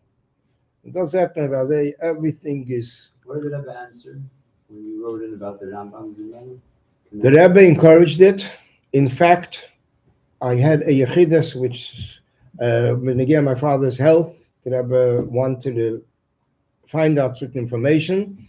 And there was one sefer that I was not able to track at that point. And I asked the Rebbe and the Rebbe said that the printers was ready the second volume. The Rebbe says, the mains the Oris Nagoes. I said, yeah, the Oris Nagoes. The Rebbe said, the mains demselben Chelik, zur zweiten Chelik. Demselben Jahr, zur zweiten Jahr. Do you mean this year or different year? A different year means a different luach. But the other luach was not complete. I couldn't do anything with it. There's 92 Pisgomim today. But the Rebbe right away said, before I had a chance to say, the Rebbe said, gleicher demselben Jahr. Better than the same year. Akoponim, but I had the Maisa with the Rambam. And it was already 2 years I was writing. And ich habe nicht gewusst, wo ich halt. Yeah, nicht. And I brought up the thing. I said, the only problem that I have is, ich habe gefunden 13 von 14 Svarim of the Rambam. There's one sefer that I can't find. Aber getracht, I say, this is the showdown. Oder yeah, oder nicht. The Rebbe was listening. I remember the position where the Rebbe was standing on Leidna Tachten. And the Rebbe said, "Zayin de Yogata, v'zayin de Matzasa." That was it. 2 nights later, I managed to find it. So basically, the Rebbe confirmed it. The English one, did ever wrote that or the Mendel? The English one, the Scholars Calendar, Yeah. they say that the Rebbe was behind it, yeah, with Dr. Mendel. I think it was a year earlier. Who actually wrote Mendel? Mendel probably wrote it, and the Rebbe edited it. I once heard from Gershon Krenzler. I once asked him in the early 80s, how much was the Rebbe involved in the books that came out from Americas in the 40s? He says there isn't one thing which the Rebbe was not involved. I heard that from Rabbi Groner. Yeah, Rabbi Groner. Groner. Yeah. And so I heard it from him. He was a writer. And then he says, and then I met Michoel Schwartz, and he gave the maps. Yeah. Malchi Yehuda, Malchi Yisrael. Yeah. So he says the designs of the maps of the Malchi the Rebbe chose. The pictures, little pictures. So it's basically icons, whatever. It's the Rebbe was involved in everything. The Rebbe was a chroi. He was involved in everything. In Talks and Tales, it said that the nature part was written by the Rebbe. It was years later. Okay, well, there's was years later, they found out that who was saying the Rebbetzin? Dr. Mendel. Said it's my Rebbetzin. She was working with him together. That's what it was. It was a Rebbetzin. Zogde. The Rebbetzin, his wife. His Rebbetzin, his wife. His Rebbetzin. Verstehe. Not the Rebbetzin. His Rebbetzin. Yeah. There was one time, we're talking about the Rebbetzin bumping into people. There was one time, more than once, that the Rebbetzin was once asked by Bocharim, Neshek. I mean, the whole Akdoma basically is my Mechutin, I believe he booked it, was the older Bocher in charge of this group. And the Bocharim, Olitera Bocharim, didn't know too much English. One didn't speak in English, so they can speak with someone who knows Yiddish, even a Yom Tov. No, they bumped into the Rebbetzin. The Rebbetzin was walking with her sister. And they asked the Rebbetzin if she liked Shabbos candles. The Rebbetzin asked, why should I light Shabbos candles? Because the Lubavitcher Rebbe says. So if the Lubavitcher Rebbe says, you do what he says. I was like, man. Akaponim, they started going to Holvikor. Her sister didn't say anything, but Mama spoke. And by the end, she sees that Lady Booker across the street is coming closer. And the older Bacher probably knows her. He says, Kinderlach, the Rebbetzin says, Ich zindlicht alle Freitag. And she disappeared. She was with Anna. She walked with Hannah. So, but the Rebbetzin was the one that had the conversation. It was like, the many times that the Rebbetzin saw sometimes Bacharim, didn't say anything. The next day, Rabbi Yunik would look for the Chavre who were on the mitzvah tank, where they were, and he would tell them, like, as they say, a nice job done. Because the Rebbetzin already gave over. At times that we bumped into the Rebbe, were coming from Queens. The Rebbe's coming back from the AO. Shemenish Vein had a silver car right at our side, mamish. The Rebbe sitting, reading Minor Lashon. When we clapped, we started with the music. The Rebbe looked up, didn't do anything there. And we started to try to keep up. But you couldn't keep up with the Rebbe, with the lights and everything. Finally, we caught up on Buffalo and Empire. We caught up over there. We followed the Rebbe up till 770 with them Tumul, with the student. It was Chamishas above. The Rebbe came out of the car and Amagi told me to hand to us. And that was it. But it was there were times Chavre met the Rebbe on the way. So you getroffen die Sachen. And you have to push it. No, I'm a mazel exactly. That's another Rebbe that fit us. Nobody else could figure that out. Because we were coming back from a game. It was a basketball game or some game. I wanted to happen people for film. And it was almost a few hours. So then coming back, somebody says the Rebbe. And so it's been coming yonim that how much the Rebbe dedicated sichas about Mivtzoyim is unbelievable. I don't even think there's a sefer today that actually compiled it together, which should have been, what the word Mivtza means, what the word tank means. It's mamish the basic sichas, everything. Mifza. The Rebbe said, what is Mifza? Mifza is Betza. Betza is the second Ashes of Avram Yitzchak Yankiv. Mem means you are doing with someone else. What does Tank mean? Taris Nezikin Kotchem. You're going out to someone, you have to make sure the first thing is the person shouldn't have any suspicion that you have a personal interest in what you're doing. So the first thing is Taris. You have to come across very plain, very simple, no other inyanim. Then comes Nezikin. You address him in his spiritual matzav that he finds himself in, Nezikin. And then Kotchem, you ultimately connect him with Kotchem. So basically, these are, the Rebbe says, Divas sagen, das is a bestama tzachos, yehi lehem ashalahem. The Rebbe says, but this is api teres Abal Shem Tov. So this is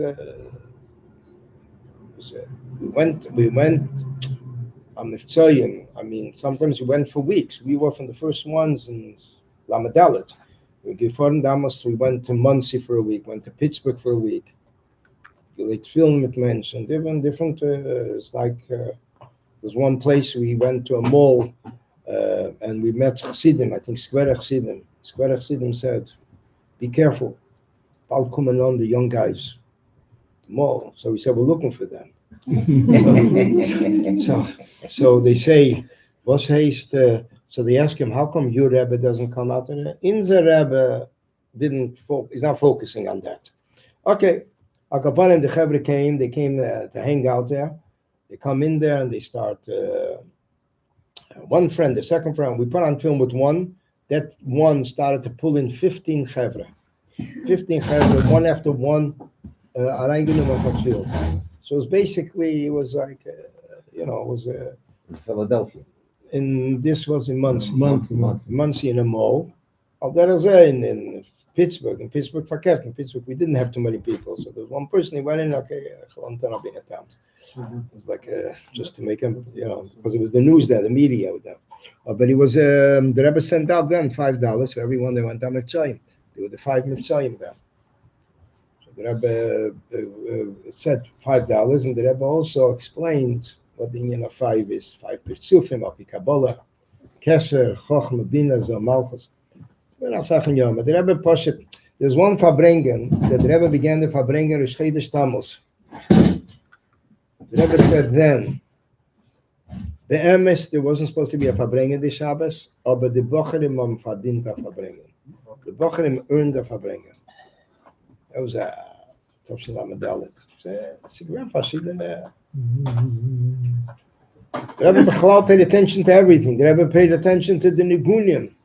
Amol given a nigen has to have a shaykhas to the sicha. So there's one parsha Kerach, Tov Mem. The Rebbe speaking those Shabbosim every day, every Shabbos about the people that it says on the Meilam Chelik Leilam Haba. Sanhedrin. Every Shabbos, every talking about the mile of another one. Amisha Pinchas Ketzman on the radio he says. It was Mitzvah Shabbos. He says the Rebbe is being Maila all the neshamas, elevating the neshamas, talking about the positivity of the neshamas. It came to Parsha Kerach, or the Rebbe Abgira the Maila from Kerach.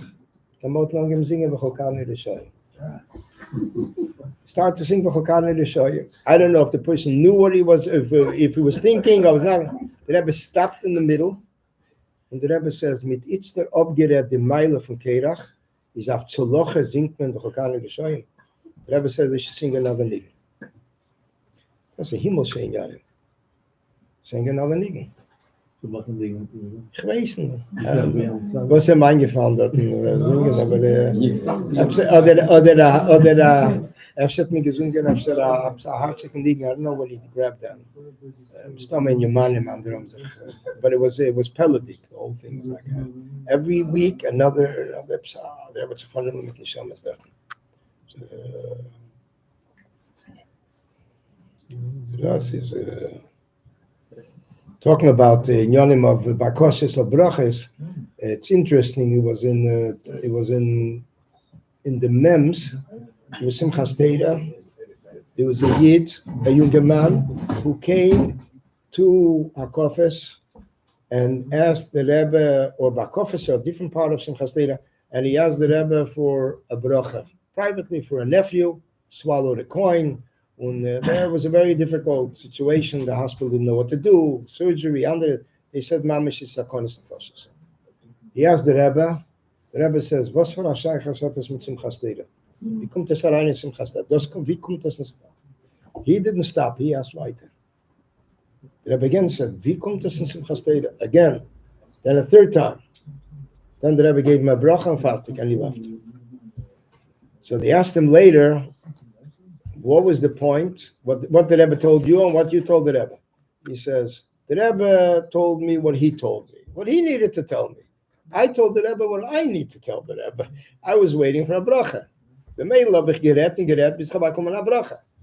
Baruch Hashem, the coin went out, and the next day the father of the child came with the child to Keshe Bracha, Simchas Torah, and brought to the Rebbe, and the Rebbe says, is schon gesund, there is a special feeling. This was from the Bracha. Yeah. To family, Eichler, Lipschitz. The story is printed. It's printed in Kvar Chabad last week.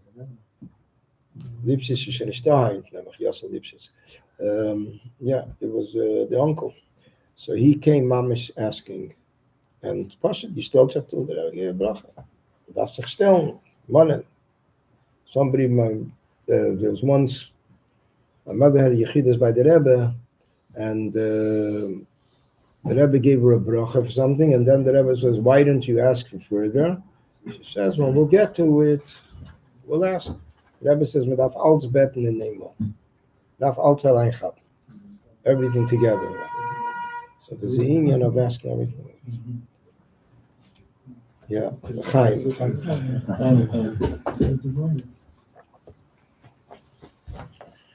Yeah. Ich denke, das ist heißt nicht. Huh? Nein. Ich weiß nicht, andere sind nicht.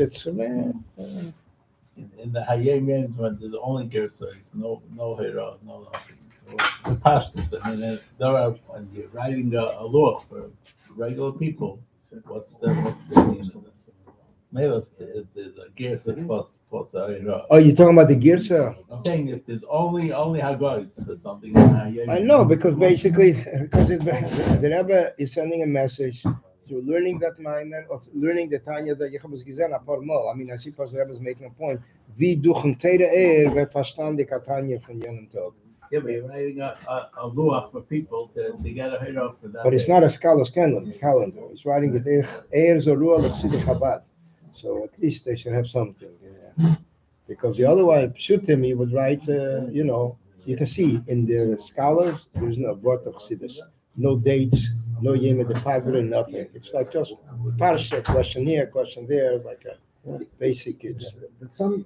I mean, I don't think the exact date, but in the but it's the Friedrich Rebbe mentions that a certain sefer was printed, and that was it. The printing of this sefer happened on this day. Tanya was. Huh? Tanya is the only thing he writes about. Chof Kislev. And then there's nothing surrounding it. I mean, that just. It doesn't matter. Remember mentioning of another sefer that was printed in a certain way. Chof Kislev, I don't know. Simchas. Likutei Torah, he has in Gimel Shvat a letter which came out in Gimel Shvat when they gave the Likutei Torah is in Elul, but he writes over there that Tzemach Tzedek spent hours preparing it, not the date. The Ches Elul, you have that. Gimel Shvat, you have the letter of the Tzemach Tzedek about Likutei Torah. It's printed in the back of the Likutei, and the Rebbe writes it in that day. You see, wherever it comes up, the Likutei, wherever it comes up, something in Ayim Yem, Purim, you will mention Teireh and Likutei Torah. Yeno Shal Torah. Chamisha B'Shvat, Zayin Minim, he mentions Likutei Torah, the Agoras of the Alter, Tzemach Tzedek and Likutei Torah. When it comes to Purim Cotton, he mentions that the Likutei Torah is from 2000 Maimorim. In Purim itself, although we will have freiliche pisgamen, Purim itself is also Hagoah. That's the whole Purim. The Hagoah and Teireh and Megillah Esther. So it has a whole Hagoah there. That's the Yayin of Teireh. There was once the Rashag, when he was young, he was learning Chumash and Rashi, and then later he started learning Likutei Torah, and the Rebbe Rashag told him, Rashi is Yena Shal Torah, and Likutei Torah is Yena Shal Pnimei Shal Torah. That's basically the union of wine. That's the so Purim, you see, the Rebbe brings Mishta Yain, he brings Likutei Torah, Torah. That's when he speaks about it. The Rebbe urged Chassidim many different times when he published the Torah, Likutei Torah, to learn it every week. Chassidim would say L'chaim if they're planning to finish it till Havdalah. I think the Rebbe later gave even past it. That if they plan to finish till Havdalah, they can say L'chaim on that tzmach. So you had all kinds of Likutei Torah. You have a Likutei Torah 2 pages. You have a Likutei Torah which is a ganz long Likutei Torah. It's not easy to do. What they do, Rabbi Sedra given. It was like, then you have people that asked others to learn for them. But by the Rebbe, Likutei Torah was a very special union. It's like, you can see like from the Tzemach Tzedek, it's like you kocht in them. It was like a... Huh? The Rebbe Rashab. Yeah, he calls it our shots. Yeah. She's with everything from all cities. There was the call, the Rebbe, the Rebbe's my mom, because the Rebbe wanted Chassidim should learn Likutei Torah. Huh? The Rebbe's one of them used it on. Used it, yeah. Especially in the later years, you see it more often that we use it on Likutei Torah. So das is, but by the Rebbe was like, I mean, the Hagos and the Tzemach Tzedek, the Rebbe made a maftech on Likutei Torah also, an index on Likutei Torah by heart, because we see some things are not exactly on their page. And it was Pashat, different things. My father once told me that the Rebbe once told Rab Sender Reinin, he can't mehr verherren in Likutei Torah. Derech Agav, behemshech to today, the Levaya from Rab Michoel Seligson. When I was working on my father's Sefer, I heard from him stories benegei Rab Sender Reinin.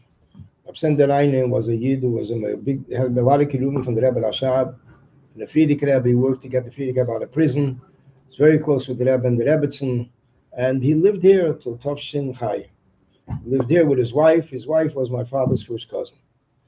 He was a very close person, very private person. And Unterfehler von wem? Ich weiß nicht. Sie a Schwager, sie mein Tatenschwesters Mann. Ich weiß nicht, wer. Aber ja, aber ihr seht man nicht dort. Sie ist gewinn nicht gesund, denke ich. Ja, steht bei der Gruppe. Akoponim. So he had big kiruvim. When his wife was nifter, the Rebbe took him into the house. He lived by the Rebbe. And Mislamatov Tezaim, when the Rebbe moved into the new house. Later he felt uncomfortable, so he moved into another apartment. The Rebbe said the condition is 2 Bacharim should be with him. Boarders. 2 Bacharim were Rabbi Michoel Seligson and Rabbi Michoel Seligson. He carried around there with some. He had Ksovim, Yechidus from the Rebbe Rashab that he didn't show anybody. He was walking around with it, and by the end, he lost it on the bus, and he was nifted a while later. He was nifted a while later. The Rebbe said to Mashma, that this is what took him, because he collapsed. He was an older person. He wasn't, but this was Agmas Nefesh. From the Indian that I did hear from Rabbi Michoel, which was something that was publicized 5 years, at least 5 years later, 5-6 years later. The Maisa Haint, everybody knows. The Frierdiker Rebbe met the Rebbe Yud Beis Kislev, Tavshreish Tzadi Gimel, and he said, for the Cholim that I just had now, you are worth a kiss. And the Rebbe, the kids, the Rebbe extended the hand. He said, no, on the forehead. Frierdiker Rebbe kissed the Rebbe and found out what was the cholam, what was the mechzer, what took place that night. It was that night that the Frierdiker Rebbe was upset about something. The Rebbe Rashab came to him in cholam. And the Rebbe Rashab said, was bist du zerbrochen, badirin hu is leichtzich. Your house, it's illuminated. Frierdiker Rebbe went around the rooms and found the Rebbe 4 a.m. sitting and learning. Light is on, he's learning. This was the story. This story I heard in Tovshin Memtes or Nun. I heard it from Rabbi Michoel Seligson. He heard it from Rabbi Sender Reinen. Nobody else knew the story, at least from where we heard it from. And I put it into my father's sefer. 5 years later, the Rishima of the Rebbe comes out, and the Rebbe is writing half words. A main man, like, he didn't want to write about himself, half words. So when they looked it up in the sefer, Father Sefer, that helped them understand, they were talking about the Rebbe himself. So this is where the Maisa was clarified. I heard them from Rabbi Michoel Kaplan, all of a sudden.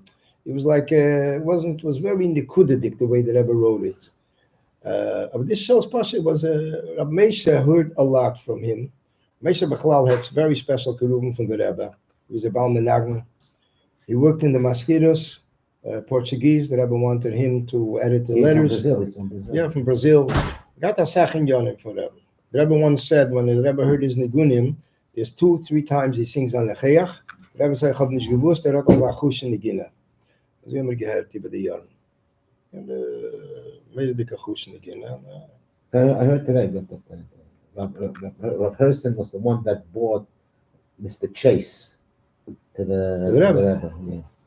And also that the Rebbe said on him, he said that he knows how to complete a project, and he gave him the whole union of building up the whole town of Morristown. Morristown, but for the resident, the resident. The Rebbe mentions him in a list. He knows how to complete an union. The Rebbe mentions him in the list of Aguch, that he's a person that, Right. that has meisdes. Yeah. That has meisdes. Yeah. The Rebbe wrote by him meisdes. It's a very special union. Yeah. Ja, zijn we iets over aan de zich niet af, hoe we zeggen.